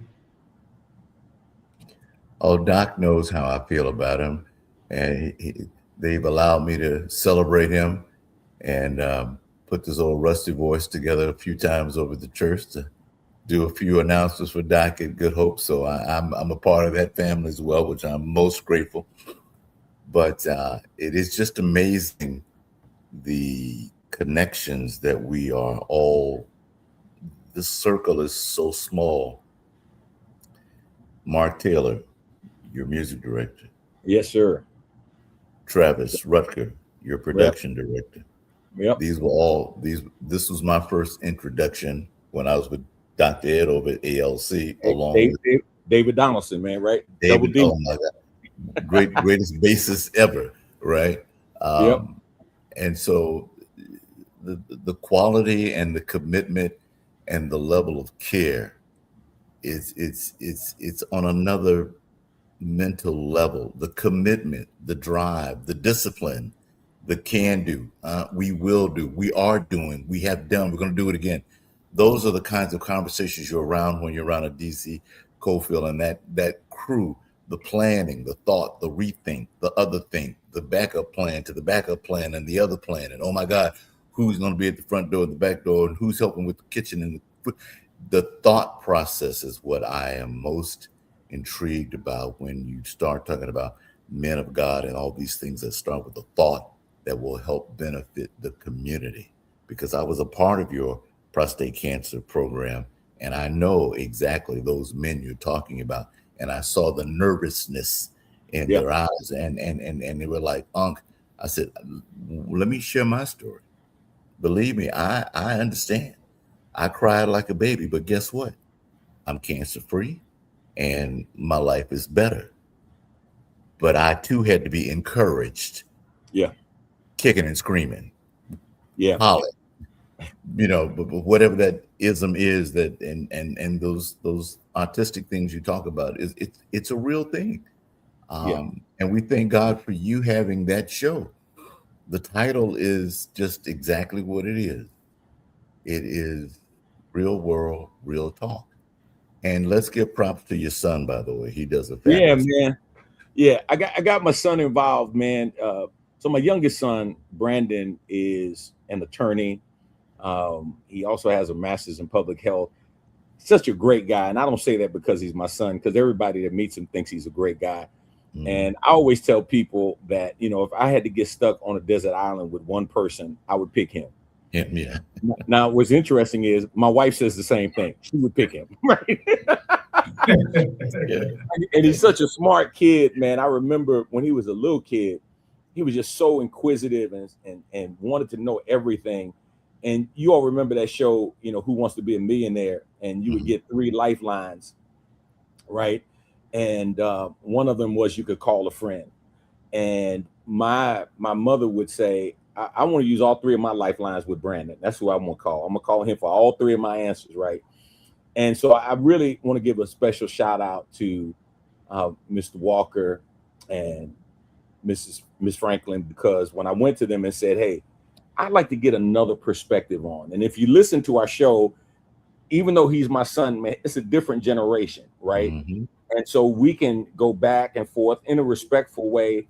I'm at that point, and I think both of you are old enough to appreciate this. When I was younger and he was younger, I would introduce him to people. Now he's introducing me to people. Right. And so it's just really, really cool. But I think for the show, as well as for the church, I try to live by some simple mantras. One is excellence is not our goal; it's our standard. Yes. Right? We don't shoot for excellence. We want to be excellent. Yes. And if we're not, I want to know why, and then I want to do what we need to do to get there. Yeah. The other mantra, and I end the show every week with this phrase. The late Vernon Johns, some may not know that name. He was pastor of the Dexter Avenue Baptist Church in Montgomery, Alabama. Earned PhD, but he was so committed to Black people being resourceful and being responsible for themselves that Dexter Avenue, which was a silk stocking church, was where the professors from Alabama State and the surrounding schools went. The church, man, he would preach in overalls and then go out and sell farm produce, because he said we got to take care of ourselves. He preached the sermon on one occasion, and they had speakers playing, and he's right downtown, literally just a few blocks from the Capitol. And he did a sermon on why it was better to be a rabbit than a Black man in Alabama. He preaches this over the loudspeakers, man, and they're coming to him saying, man, Dr. Johns, don't do that. Don't do that. His leaders are saying, man, don't embarrass us. The white folk are saying it's going to be dangerous. And the premise of the message was simply this: it was better to be a rabbit in the state of Alabama than a Black man, because at least rabbits couldn't be killed out of season. And there was no season to kill. You can kill a Black man anytime. This is the kind of preacher he was. He had a phrase that he said, if you see a good fight, get in it. Mm-hmm. And I've added to that phrase, if you don't see a good fight, start one. Right. And again, for your listening audience, we look at what's happening in DC. We look at what's happening in Austin. We talk about what's happening in City Hall. And my challenge to people is, what's happening in your own home? What's happening in your own neighborhood? What's happening in your own life? And are you taking responsibility to make your part of the world a better place? Are you taking responsibility to educate and inspire and inform your children, your grandchildren, somebody else's child, somebody else's grandchild? What are you doing to make your part of the world a better place? And so that's been the thrust, man, of both the ministry and my time at KTSU, man. So I'm having a ball. As Frankie Beverly would say, I'm in the golden time of day, and got more days behind me than in front of me. I'm just trying to finish strong, man, and finish well and finish with a smile on my face. Doc, the minister you mentioned at Dexter, this was pre-Dr. King, correct? Yeah, he actually, so here's a funny story. They got rid of Dr. Johns because they said he was too political. Mm-hmm. He was too much of an activist, and he started too much trouble. And so they were looking for a new pastor, and they said, oh, we got this young pastor that we're interviewing that we want to hire. He's from Georgia, but he's been working on his PhD in Boston. So he's trained. And he's not, he's not going to hoop and holler. He's very sophisticated, very intelligent, and he's not going to be a troublemaker or a rabble rouser. He's not going to start any trouble. And they called Dr. Martin Luther King Jr. And wasn't long after that, the Montgomery bus boycott, got started. Yeah. And just to tell you a little story about that, what's interesting, people don't know, man, even that bus boycott, it sounded and it felt like to a lot of people it was just a spur of the moment thing, but that thing had been planned for years. Mm-hmm. And Rosa Parks wasn't even the first woman that was supposed to do it. There was another sister who was scheduled to do it, and she came up pregnant. And so they didn't want to use her in a pregnancy. And so Rosa Parks was chosen as her replacement. And, the rest is history. But when you talk about orchestrating carpooling and things like that, and there were a lot of people who said, don't do it. It just starting trouble is not going to change anything. Mm-hmm. But they had been strategic in planning that thing. They were very intentional about it, and they made it happen. And, as the story's told, man, the rest is history. Well, John Lewis called it good trouble. Good trouble. Absolutely. Absolutely. But Doc, I really appreciate you taking time out your Monday night, man. I guess I believe we can do a whole 3-hour segment during the show, man. This has been nice, man. This has been really nice and educational. And Temple Pink, but I've had opportunity to visit Good Hope and sit in on your sermon. My high school, Jack Yates, we did our mix over there. We did our 40-year reunion, and we did our Sunday service there that Sunday. 40-year reunion. So, my wife, Tori, was a Jack Yates cheerleader. She always reminds me of how blessed I am to have a Jack Yates cheerleader as my wife, and captain of the cheerleaders when she was there. Oh yeah. Yeah. So, I always get reminded of that. But, here's what I'm going to say, Poppa C, and I know, I'm getting ready to decrease that. Another might increase, but I do want to say this, for those who are listening, we made a fundamental shift in our church. I began the planning process for it in 21, began teaching and training our members in 22, and then we reset our church in 23. And the reset was really around a fundamental idea. And that is, I don't believe God's purpose for us is to go to church or to have church, but his purpose for us is to be church. Mm-hmm. Right? So when Jesus says in the scriptures, you are the salt of the earth, you are the light of the world, right? He doesn't tell us we're the salt of the sanctuary. Nope. He doesn't tell us we're supposed to be the light on the campus, right?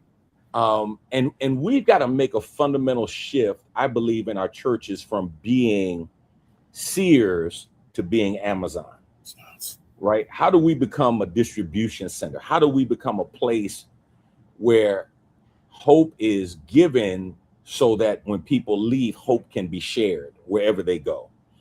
And how can we make that difference? And man, I appreciate it. As Uncle Funky says, man, he does some voice work for us, man. And his voice is so comforting, man, and calming, because you've heard it down through the years in a variety of capacities. But he's the same whenever you see him, wherever he is. And I appreciate that consistency. I don't do well with people who are duplicitous, who are one way one time and another way another time. My grandfather used to say, be who you is and not who you ain't. because when you is who you ain't who you is, right? Come on, Doc. So that's bad grammar, but that's good preaching, man. That's all right. That's real good preaching. I'm really just stuff, blessed and privileged, man, to be here and to be in Houston. Somebody asked me, man, you know, is Houston home? And I just told him, I said, man, it's where God wants me to be, and I'm excited to be where God wants me to be. I don't know if I have my green card yet, because you know, if you're not born in Texas, you know, you still got some time. I got a temporary visa though, you know, when I married a Jackie Ace girl. So there you go. you know, they let me come. It don't get no better, but it don't get any better. Trust and believe. I married a Phyllis Wheatley Wildcat. I'm a Houstonian. You are Houstonian. It didn't get any better than that. Doc. Yeah, Doc, you in. Hey, Wheatley or Yates, Doc, you in. You in. You good. You good. Big shout out to automatic pass, Doc. Automatic pass, man. Yeah, you don't count. You always. But I do want to shout out to Dr. Cam Hill, who's on the view tonight. He's enjoying the information. I personally, yes, sir. I appreciate the history, Doc. I'm real happy to know that you know a lot about the Montgomery movement, because that's very personal to me. And you're right about that silk stocking design of Dexter Avenue Baptist Church. It was a unique era that I had a glimpse between 1953 and 1963. So it was interesting. But you are so right on about Dr. Johns and what's fascinating on another side of the crabs in the barrel, and you Negroes need to stay in your place, from the Black Negro leaders that were, and then you had the others who had their shotgun and were ready to go get out in the middle of the street. We don't care nothing about them crackers. We gonna do this. And and I'm a shorty, and I'm hearing and watching and seeing, and now to come to this space and time in my life to know you as I do, to have always respected your presence, be it in a fill-in position on the radio, because I have that ear, and I said, wait a minute. That's Doc on the radio. I called him out too. I was like, oh, I know you. I'm not gonna spell it, but he was jamming too, Poppa. Yeah. Make no mistake about it. Man, listen, D. Cofield is the bad man behind the mic with the stuff you like. Trust me and believe me. Let me tell you something, man. I'll tell you a funny story. So I'm in Israel. Man, we're sitting in Israel. I'm in a hotel, and I'm sitting with Ron Ward. And so I said, Ron, man, what's going on? So we talking, and Ron said, man, what you been up to, Pastor? I said, man, I've been filling in at the radio station, you know, just having some fun, man, blah, blah, blah. And he said, really? He said, man, what you been doing? I said, well, you know, I do my show on Sunday night, and then, you know, I fill in, you know, whenever they need somebody, you know, R&B, oldies, jazz, you know, whatever case may be. And he said, yeah. I said, yeah, you might have heard me sometime on Mr. D. And he went, what? He said, you Mr. D? And I said, yeah. He said, Judge, no, man. He's like, Pastor, you Mr. D? He said, man, you be jamming. He said, man, listen. He said, I was talking to my boy the other day, and we were like, man, who is this cat, Mr. D? Man, they must have flown him in to fill in. He said, but he be killing it. And he was, and so he was just blown. And then he just 5 minutes later, he looked at me, he said, Judge, you Mr. D? And I'm like, yeah, man. And so, you know, that's probably my part of my alter ego, man. But you know, it's man, when you grow up in a house, yes, you know, when your dad is playing Miles and Thelonious Monk and Coltrane, and then your mama is Motown, and you know, man, I grew up listening to the Coasters, man, and Flamingos, and you know, and all that stuff, man. Yakety yak, don't talk back, you know what I mean? And so just, man, being around that, man, it's just, you know, who I am. And like I said, I just love that music because it tells a story, you know, and there's nothing more powerful. You remember Ray Charles, you know, in the movie Ray, Jamie Foxx played that role. And he said, man, you know why country music is so powerful? Because it tells a story, you know. Well, that was R&B music back then, man. It told a story, man, about, you know, being in love, you know, falling out of love, you know, and those kinds of things. So, yeah, man, I don't get a chance to do it now because of voice tracking and the like. But I may have to start something on my own, man. I still got my music subscription, man. I may have to just do something every now and then. Normally, when I show up at a party or somewhere or we're traveling, they like, man, Pastor, play those mixes. And Uncle Funky, you'll love this. If you ask me what I played 5 years ago, I've kept every playlist from every show. And so I go back and pick up stuff, man, and just be like, they'll be like, man, where you get that mix from? I'm like, oh man, I played that May 28th, 2010, that kind of stuff, man. They'd be like, what? It's an amazing tool. Yeah, man. Yeah, yes, sir. Absolutely, man. So amazing man, tool. But Papa C, thank you for allowing me to be on, man. I appreciate it. And man, I hope it was a blessing. And hope your audience, man, enjoyed our conversation today. The comments are awesome, man. Excuse me. The comments are awesome. And, I'm hoping for another hour, man, but I know what it is, man. So I appreciate this, man. I have had a blast thus far, and you have been a blessing. And I really appreciate you taking the time. Appreciate you, man. Yeah. Thank you all so much. Appreciate you, Dad. Thank you. All right. Peace. All right.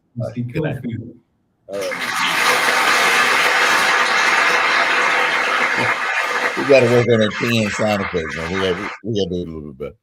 So this is real men having real conversations. Yes, sir. And pastor, no preaching, clarity in his conversation, shared some real life stuff. What I enjoyed most about the New York part, and then the ending rather. Where he grew up is where that doo-wop sound basically started. So Frankie Lyman and Little Anthony and the Imperials, and that quality of sound, the Dionne Warwicks, the Nancy Wilsons, the Nat King Coles, although Nat was born in Montgomery, then went out to LA. But that Sinatra sound, that Perry Como, that Dean Martin, Frank Sinatra, I'll probably say it again, Sammy Davis Jr., her name escapes me. So many classic jazz artists who had a uniquely different sound. Yeah. This is where Pastor grew up. This is what he would have heard, along with the other material that his mom brought to the table. But he mentioned his dad and Miles. So there was the John Coltrane era and the young brother that just passed the other day who played with Miles. His name will come back, the saxophonist. But that I heard you mention Artist Monk in the station before. Yeah. That kind of exposure, and this is a young man. So as a kid, he's exposed to this. And this is the thing you complimented me about Aubrey and exposing, and the stuff that you're exposing your kids to. And you broaden we broaden our base. We can go anywhere to do anything. And that thought and that imagination. Encourage that is what Dr. Cofield just said. Be that, speak that, and then execute that. So we got a lot of good stuff, and the more people get a chance to tune in and hang out with us, you'll hear it and see it. Yeah. And now you, with the innovative mind to think to put this together, nobody had to. You wanted to do this, and we don't care about it. So you got to preach on. So he's a man. He's got stuff. He knows he's God's guy, but Lord, he knows R&B as well as he does First and Second Corinthians. Yeah. Isn't that a pretty good thing? Not a bad mix, huh? Not at all. I like a full service dude. Well, let's go from the church to the gridiron real quick and have a real conversation with the man they call the Silver Fox from KTSU Sports Talk on Saturday. You'll hear him with Devin Wade and the legendary Ralph Cooper. Devin Nah, Allen. Hey, nah, hey, nah, good afternoon, man. I'm sitting nah. back and I'm enjoying everything. I'm like, hey, I can listen about 2 hours of this. You Hey, know who man. this is, Papa C? That's a This Silver is Fox. Chili Bill's friend right here, brother. Yeah. This is Mr. Morning Vibe himself, the Silver Fox. Hey, man. Hey, thank you guys for having me on, Uncle Funky. You the Hall of Famer, so you know we all look up to you. I appreciate you, sir, but I look up to you. I love your conversations with Devin. I love when you get everybody straight. I also love it when you don't get involved because I ain't touching that. Hey, I Papa say C, give. thank you for inviting me on tonight as well. Hey, let me say thank you for coming, joining the Poppa C Blues and Southern Soul Show. Before we get started, man, let me, you're in that sports talk on Saturday, man. So let me give my condolences to a JY alum and a U of H alum of Sloan Hood, who's part of that Yeah, great backfield in '85 in that championship team. yeah. Yeah, it's great. That Stone Hill's a great person. He grew up with me, a little bit younger. His brother and I were the same age and whatnot, but kind of watched Sloan grow up to be one heck of a football player. But hey, he was a really, really great person. Yeah, he was, man. And he always had that chuckle and that smile if you talk to him long enough, man. He Laugh always was had something. it. Yeah. And so, the news been circulating on social media, man. I seen it last night and I say, huh? Yeah, And so I thought it was just a typo, and I've been seeing the social media page and all the JY alum and U of H alum and all that, man. So I was like, man, this is, I don't know what happened, but let me give my condolences to the JY family and his family, man. yeah. I hate that. My prayers go out to his family and whatnot. Nope, everything can work itself out. Yeah. So, Kevin, this is Blues and Southern Soul show. And we like tonight, I'm enjoying the topic, man. Like, man, this dude right here, man. I'm just gonna shake my head. That's all I'm saying, man. I'm not gonna say a whole lot, man. But I was listening to the show last Saturday morning with you, Devin, and Ralph, and we all were talking about we talk a lot of politics on the show. I love politics. I'll tell me all the time. You'll tell me all the time, even in the studio. Obviously, direct energy sometimes somewhat different, man.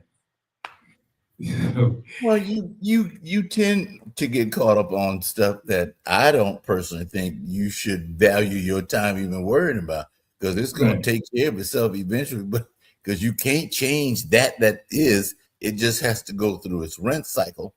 Right. But Silver Fox, he's a young man and he'll learn some stuff. You just let that flame is dying out as we speak. So Yeah. save your energy because everything's gonna be all right. Trust and Yeah. believe that. When they were having a topic, and I was listening to, they were talking about young college athletes going to these, being involved and going to these red states where, they do a lot of redistricting and we're not wanted unless we have something to offer the sports team. So I thought it was a pretty good conversation. So, I said, man, I got to bring him on the show, man. So, y'all have great topics on Saturday mornings. And I've gotten up. Well, you go to the barn, going to go to the barn early to feed my horse, and I sit in my car and listen to some of the topics, man. And I really enjoy you and Devin, man, Ralph, man. Y'all are a wealth of knowledge, man. I said, how the hell they remember who won a championship 28 years ago, and I can't remember who won it 2 months ago. Well, it's similar to where you guys can remember these songs back in 1968, 64. You guys are the experts and you guys are really, really good. But it takes a lot of studying with those type of things, man. And you have to kind of dive deep into it and work on your craft with this and kind of watch it, read up on and things like that. So those are some of the things that I do. Yeah. Well, yeah, you do a great job, man. Especially Devin, man. You and between you, Devin and Ralph, man, you hear the passion, man, and the knowledge, man. And I'm gonna go there. I'm pro black, man. To hear three brothers, man, on there going in like that, man, and over there at KTSU, man, it's fun. Yeah. It's And really fun. You have Ralph Cooper with the knowledge that he has and the things that he's seen and the places that he's been. You have to be a sponge and you have to take all of it from what he's accomplished and things like that. You have to ask questions why he's here, because one day you have to be real. It'll be over, and you don't want to go and say, "I wish I would have asked him this. I wish I would have done this." You got to try to get all of it, and he's a great guy. If you ask him those questions, Ralph will sit there with you and give you some of the firsthand things that he's seen and things like that. So you got to soak that up. I mean, what else can you do? Yeah. So with the next time you've been on Sports Talk, and I mean, how long you been on Sports Talk in KTSU? Well, I want to say thanks to Devin Wade. For me, it happened in about 2003, maybe, and that time has really flown by. Where myself and a really, really good friend of mine was doing a pro basketball summer league.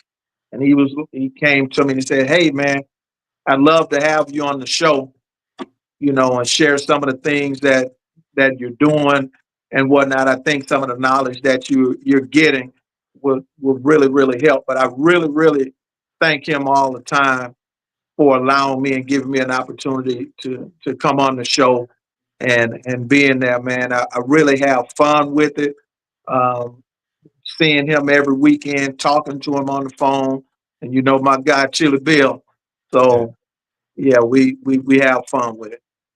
Well, it's kind of funny, man, when Chili come off in there, man, and I'm listening during football season, and Dallas Cowboys take on hard losses, man. Y'all just get your knives and y'all go just jugging at him, and and Chili with that automatic laugh. He tried to laugh it off, man, but you can tell, man, he ain't really having it, man.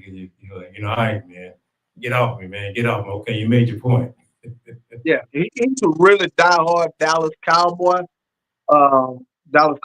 fan, but he's also a Houston Rockets fan.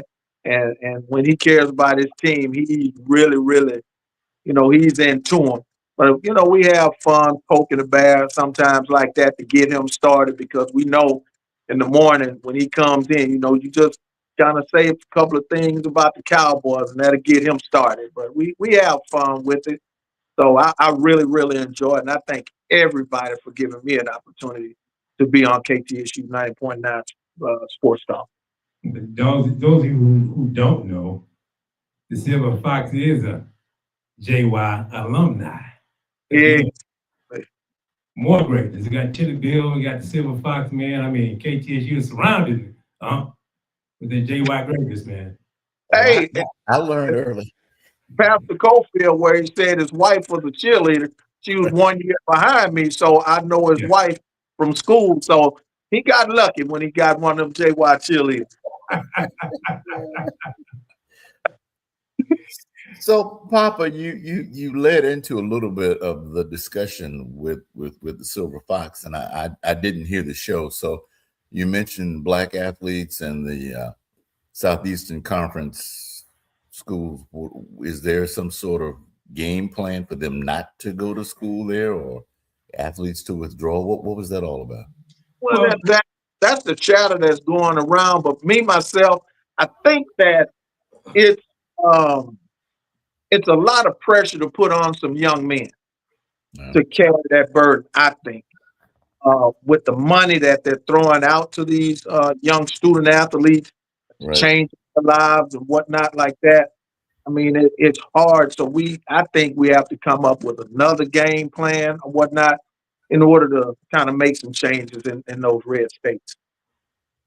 And this is all about that redistricting plan. So you're asking my kid who has a 4.0 grade point average, has a academic scholarship, has also qualified for a full ride football, and has that, what's that, UNIL, what's that other NIL NIL package, and you don't want me to go to LSU, or you don't want me to go to University of Alabama, because they've redistricted the voting. You know, Silver Fox, this is such a unique oddity of swing. This is what George Wallace stood in the door of the University of Alabama and said, segregation today, segregation now, or segregation forever, to paraphrase. And Dr. King and all of those who fought for the Voting Rights Act and the Fair Housing Act, all that, to be able to attend a school of higher education with predominantly white people. And now 60 years later, we want them to come home to an HBCU that was right down the street, because in Tuscaloosa, just across the state, in Auburn, sits Tuskegee and Alabama State. There's also a little school down Troy State down the way. And then there's University of Alabama, South Alabama.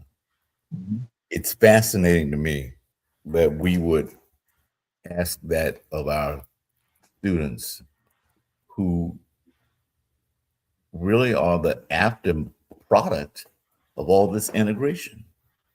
And some of these young men and women, and we're going across the board with golf team, bowling team, swimming team, baseball team. We're asking all of these fine athletes to stop because of a redistricting. And it's I'm not saying it's not a bad thought. The improbability is kind of cuckoo. And I do remember there was a young man at the University of Mississippi who said until they changed the state flag, he wasn't going to play. Forgot his name, was a football player. And they changed the flag. But that was even a while back. And that name and likeness package didn't exist. And we're talking millions of dollars, right, Kevin, in revenue to families who've never seen that kind of money in their life. And Correct. Texas Southern University doesn't offer that. Prairie View doesn't offer that. And I'm not knocking, I'm just saying, when you weigh the options financially, that's a huge decision. How do you not go?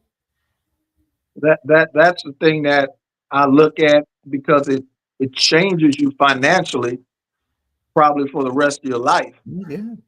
But like I say, you have to sit down and talk to your kids about really what's going on, because I'm wondering, do they really understand what's happening? Yeah. With what is taking place and what people had to go through to get those rights to vote, and how things change, and now almost at a blink of an eye, they're taking it right from under our feet. So I'm not sure if they quite understand it. And, I speak to a lot of young student athletes a lot about voting and how important it is and how close we are to not being able to vote again. Right. So you have to have these conversations, because there are some that still really don't get it. So, like I say, it's hard to ask them to carry this burden and not go there when they're offering you $3, $4, $5 million per year to come to their school, and you're getting it for 3 or 4 years. It's a lot of money. Some guys make more than most first-year NFL players, correct? Correct. There a lot of student athletes now saying, I'm going to stay in school because I'm making more money in college than I am in the NBA or NFL by staying in school. So there are some that are making that decision.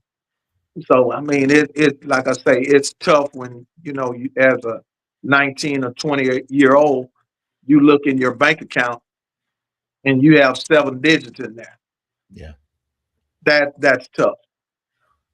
It is. And, I think Angel Reese is one of those who said, oh, hey, listen, why go to the draft? I can stay in my senior year because I'm, the name, with image and likeness, Correct. I'm getting paid, you know. But we use the premise of the redistricting, you know, as making an impact. But it's kept mentioning, even as the man at 1600 Pennsylvania Avenue make all these changes, the Supreme Court make all these changes, and it's right. It's a lot for us to ask this young person who's trained his whole life, high school, he top tier athlete, 5-star athlete, and he can write his own check. It's hard to say, hey, man, we need you to get involved, but you know, and this is tough because me playing baseball a little bit at TSU. I didn't have an opportunity to go to a major university or anything like that. But look at a guy like Tim Tuberville. Yep. He's talking all the good stuff as your head coach. But this thing is just patting my pocket and winning. You do what I need to do, man. I'm gonna tell you anything you want to hear while you're here. But when you're done, I'm gonna show you who I really am. Correct.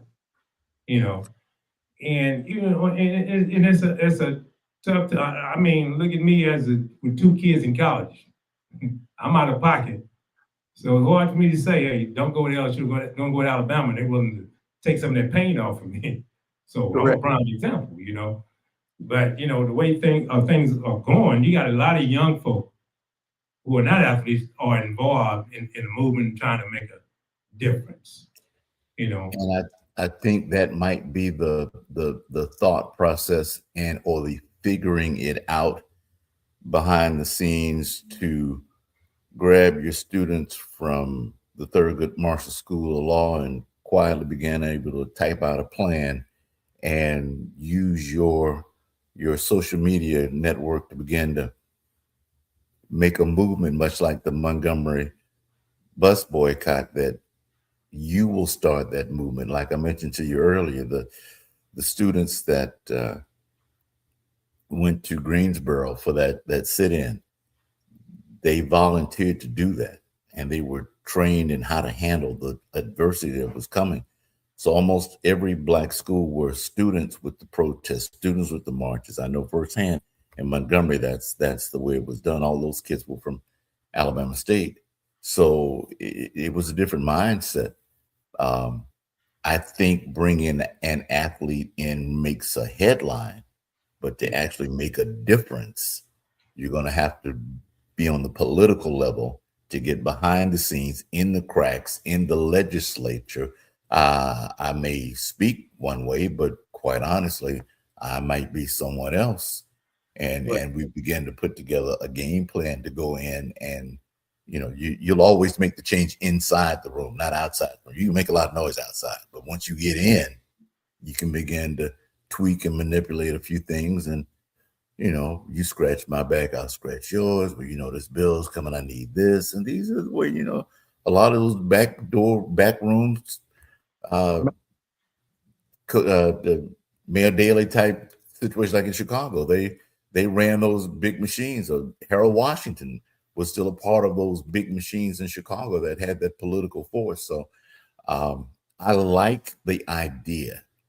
I just think it needs to be delivered in another way, because I don't see my mama staying as hard as I worked, how many hours we went to practice, me having to work 2-3 jobs to get me to a baseball field, and pony league and little league and minor league and rookie league, and then I get to AA ball, and then I get to AAA ball, and all of a sudden I get a contract. No, we're gonna find another way for that one, Papa, because it's a lot. And like Silver Fox said, this is the most money.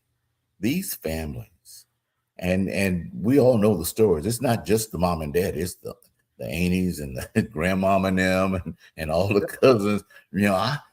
Pookie, I was outside with Pookie when he was over at Bricker Park. Yep. Exactly.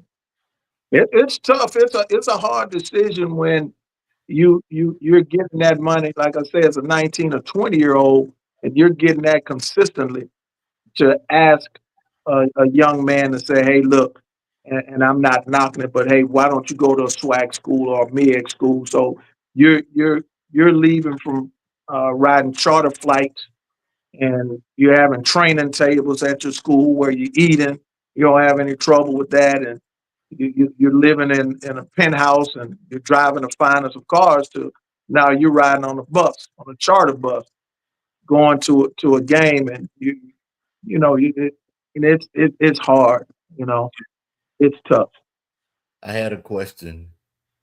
If you put the Deion Sanders story in reverse, say he was at Colorado and then he went to Jackson State, how many of them boys you think would have followed him to Jackson State? And then that year where they had no hot water, the water ran out. I mean, that's a different kind of cat to do that.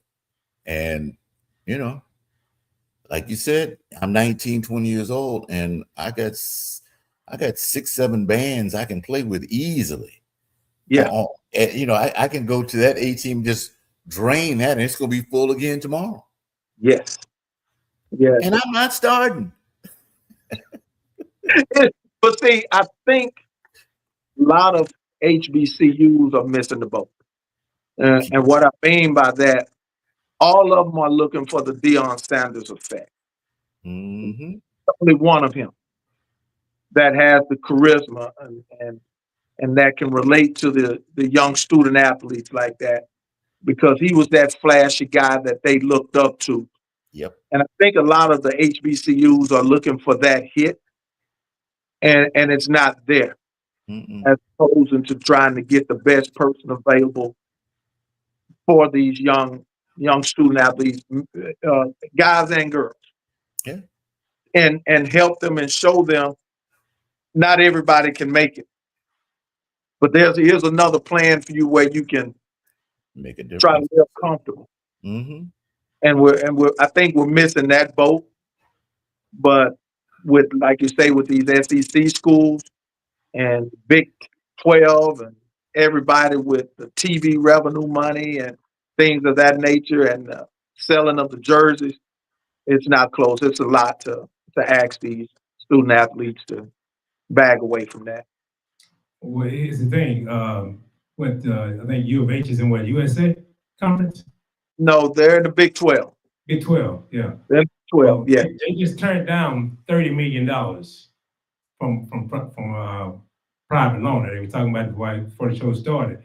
But at the same time, the SEC just had an influx of $500 million of generated cash. Correct. So you imagine trying to compete with that? You can't do it. Mm.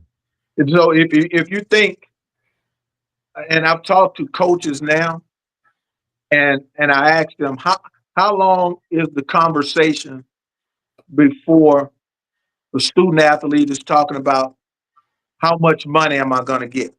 Mm-hmm. And they always tell me no more than 5 minutes. Mm-hmm. That's the conversation now. It's not much about the education anymore. It's about how much money do you have to spend on me? And that's the first 5 minutes. Yeah. It's a different season. It's a different season. But what you mentioned earlier about the Generation Z's and Generation X's, and you sit in at the lunch counters, you got a lot of more folk that's as Republicans like to say, that's woke.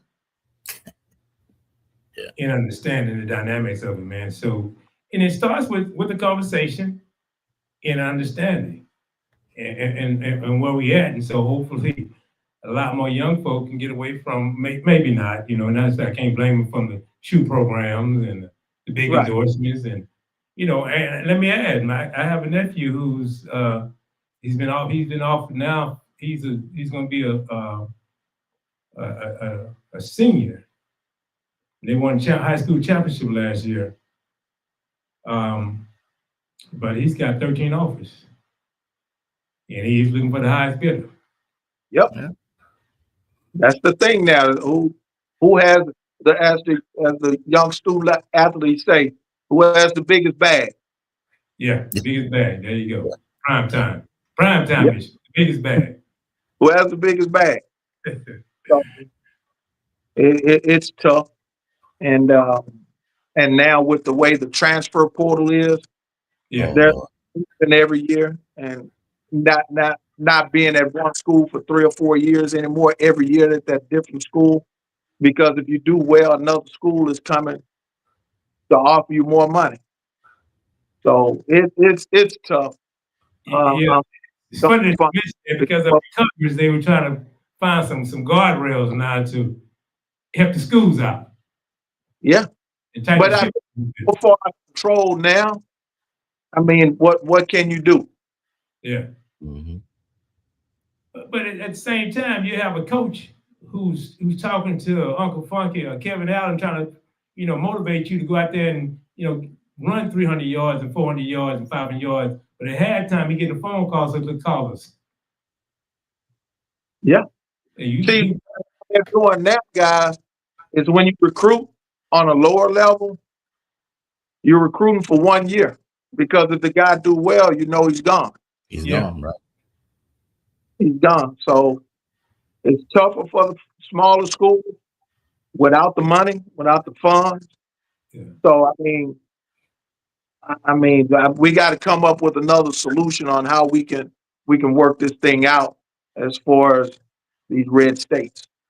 Kevin, I think it's funny switching gears for a minute. Speaking of coaches and motivating the teams and getting the guys getting the quarterback to be all about team, running back and defense be all about team. Then you have the Lane Kiffins of the world looking for another payday. Yeah. So how can you preach team, team, team, team, team, team, and then all of a sudden you get a bigger bag? Get a bigger bag. The coaches they've been doing it for years. Yeah, So now that's where the student athletes are like, why can't we do it? I actually came here because Papa C was the coach. yeah. Now he's gone. So I'm not really here for the school. My relationship and my loyalty is with you. Hey, and you see it, and you see it happen. Yeah. They talk about it every day on sports television. So that's I mean it's the wild wild west now. Yeah, yeah, Yeah. yeah. It's Kevin, look, man, we're going to do this again, man. It's always a blast, man. We had a trifecta, man. We had Ernest Walker, DZ Cofield, and the Silver Fox, man. I mean, we kept it all in the family tonight, man. It's been wonderful. you had me with some heavy hitters tonight. Yes, indeed, man. You just cherry on top, man. Everybody loves sports, man. It's global. Music and sports, we all love it. So it's a hell of a way to end it, man. Yeah, but I appreciate you again, extending the invitation to me. Really enjoyed it. Had a blast here listening to the conversation, things of that nature. So, hey man, thank you again for extending that invitation, man. Man, listen, I get up every Saturday morning. Sometimes y'all be, man, y'all be juggling on each other, man. Y'all almost like Shaq and Kenny the Jet, man, and Chucky, man, with a TNT. Hey, look, Yeah, Funk in the background, he trying to play it off like he just play a little music. yeah, But when you listen to no. When you listen to Tiger basketball, he calling all the shots. yeah. I don't know nothing about no basketball, man. He calling the shots. I don't know nothing about no basketball. Won't y'all believe that?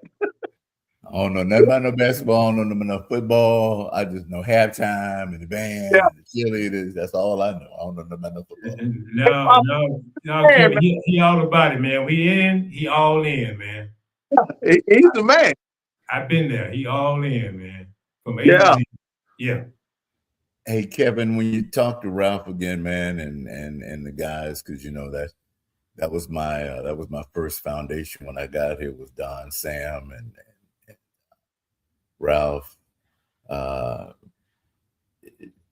I can't express in words how grateful I am to have been in the city just enough to catch those brothers when they were doing their thing, man, because it was an amazing sound, amazing entertainment. Got a little bit of Skipper Lee before he departed, and it was just pure was so organic. And as a fan of the radio, man, I want you to let them know that I truly appreciate all that they've done. Will do. Will do. Thank you, sir. Yes, sir. Silver Fox, we gotta do it again sometime, man. Yeah. Let me know. Let me know. I'll do it for you. Yes, sir. I appreciate you, man. Yes, sir. Have a good night. Thank you, Silver guys. Fox, everybody. Thank you, man. Appreciate you. You got it. Papa C. Before I let you go, man, I want you to talk just a little bit about what we got coming up this Saturday morning with Donald Franklin. Oh, yes. Impact Houston. We're kicking off Men's Wellness Month, and we're going to have a conversation about prostate cancer and the intimacies of erectile dysfunction. Men's health. Yeah.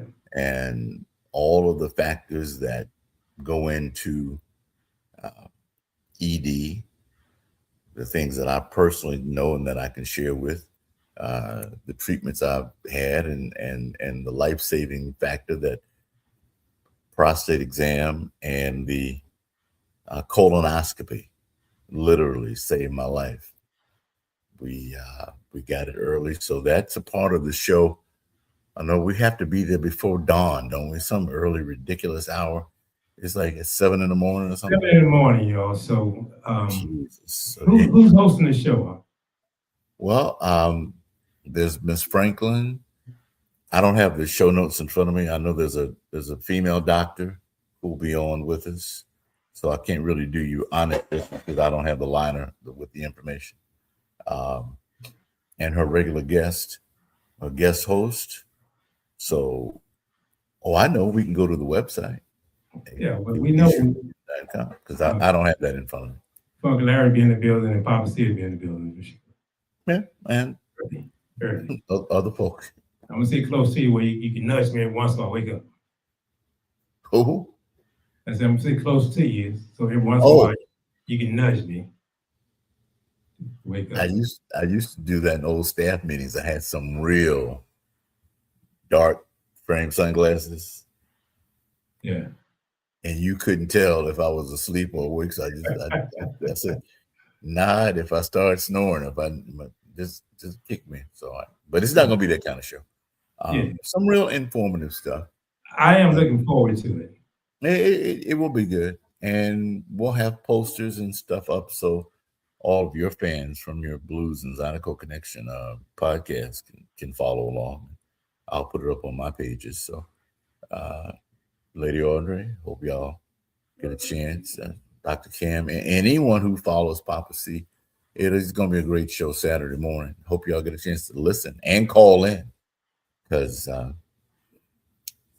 have a doctor who says you can die from a whole lot of things, but prostate cancer will not be one of them as long as you follow his instructions. So, cancer free, cancer clear, not my issue, but I can sure give you some information and tell you what we've done so far to stay healthy and stay in shape. So it's gonna be good. Well, I won't give it all away, but I was pretty impressed when you dropped that nugget when I was leaving out the station about you and Charlie Wilson. Yes. That was one of those kind of impromptu, off the top conversations that God placed on us, and we were talking about prostate, because he's a survivor, and he is as gung-ho as any person on planet Earth about men getting checked with their prostate. And it was one of those Under the Stars programs we did at the theater, Woodlands. And some men actually took the challenge, and the guy called back and he said, man, all 10 men in my family, and we all had prostate cancer. And had not been for you, Charlie Wilson, spreading that message, we would have never been checked, and we would never found out, and we would all been dead. And so, I've always questioned guys about the quality of life. You've got grandkids like I do. You've got a wife. There are things that can help bring that intimacy back in the bedroom. There's stuff that you don't even have to worry about anymore. and it keeps getting better because the technology is better. And it can be embarrassing if you've never had that conversation. And like Dr. DZ said, it's just we grew up in an era where we never would have had this conversation. Uh, we just didn't talk about it. Oh, it'll be all right. It's you got the sugar, or I've eaten this, I've eaten that. Oh, and no, you take your blood pressure medicine, your vessels close, and there's not enough blood to get to your penis to give you an erection, and that's nothing to be ashamed to talk about. And there's stuff that we have that can correct that. And so it's a conversation. Yeah. And the intimacy, because I remember, like I told you, I remember the first time it happened to me. I cried like a baby. I'm like, what is this? So it happens. Guys don't want to say it happens, but it happens, and it can be fixed. There's also the urination process, which is a battle of mine now. I've got to find some new diapers to wear because it's not, but I don't want to walk around with stains all of them. It's embarrassing. So Yeah. they make diapers and you wear them and nobody know but you. So Yeah. you have to get out of that, whatever that Dr. DC talked about it, that thing that blocks you from handling your business and taking care of yourself. But I'm done with all that. Yeah. Better life through chemistry. So whatever we got to do to get it fixed, let's get it fixed and let's keep going. Because I love living. Well, so Mean that. So Saturday morning, that's part of what I was, my yeah. 2 cents on that, because it's important. Yeah. The quality of life, man. We got so much more stuff to do and good days ahead, and God keeps blessing us. Why would we let that get in the way? Yeah. Let's fix it and get back to being goofy again and hanging out with you at that pink club on Scott Street. Yes, sir. Enjoy That's life. what I'm gonna do. Well, I'm looking forward to the conversation, Unc. But we'll talk about it tomorrow because you'll definitely see me go out Yeah, willing. well, it's gonna be good. And what's going on in the morning time? Why would you be at the station in the morning? You were so bad at this. 9 a.m. sharp. It is jazz sessions, and it's a hybrid. I do a little different material, and but it's a nice break after Bill, and you're working from home, or you're at the office, or you're retired and you like what I do, or you've never heard what I do, then I suggest you join us tomorrow morning at 9 o'clock. We play some very good music. I'm extremely happy about the show. A little bit more than a month old. And what we do in 180 minutes is pretty amazing. And we actually honor requests and we play your songs. We learn and we enjoy. So, Yeah. Okay. Well, I'll see you in the morning. For sure. But so silly. I'm willing and sitting there. Papa C. Yes, sir. Have I told you how much I love you, sir? Man, I love you more, man. The Texas Radio Hall of Famer, man, you don't know how much of a blessing you have been to my life. Well, Very love, good. my friend. Yes, sir. And to all our guests tonight, thank y'all. And to all the folk who follow Papa C in this podcast, y'all are very special people, man. I love you. Appreciate you. Thank you for your kind words and your respect. Papa, Uncle see you Funky, tomorrow morning at 9, my friend. have a good night and tell Ms. Arbor I said good night. I will, friend. Yes, All sir. right, good night. Oh man, that was the of course, Texas Radio Hall of Famer. And well, join me in the morning time. I'll be there with him in the morning. I changed my schedule. I'll be working at nights at the fire station. So of course, I'll be at the radio station at 9 a.m. to noon, enjoy jazz sessions. Lady Audrey, Mr. Calloway, thank you for your comments. Uncle Funky, you just don't stop helping. Most men don't know how to be transparent in this area, but you're still living. Yeah, Bill McCalloway, he's one of the most genuine guys you can talk to, and we've had so many conversations. So I really appreciate him. Like I appreciate him, like I appreciate y'all, Lady Audrey, Leroy Allen, Sarah Wheeler, Doris Visor, all of you all, Dr. Cam here, Tony Parker. I appreciate all of y'all hanging out with me. Of course, next week, I look forward to the show again that Monday. Leroy Allen, the man with the golden voice.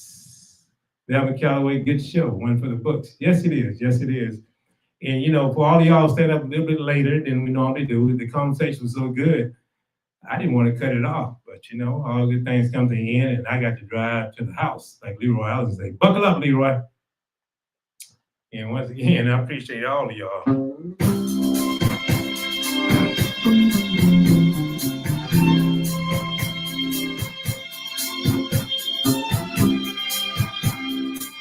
I hate to hear this music, man. That means it's time to go. Thank you, Cynthia Davis. Warden, Texas. Warden, Texas.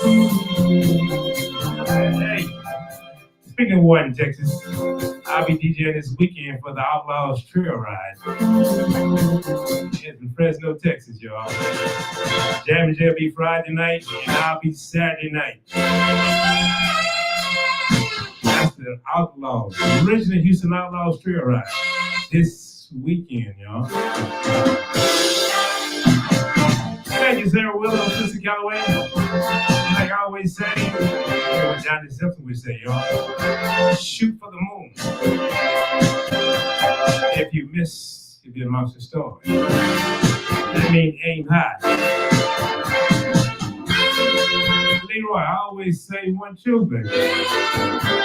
There's been 1,000 lives. Hey, I love all of y'all. I appreciate all of y'all from the bottom of my heart for hanging out with us. Next Monday night to next Monday night, y'all.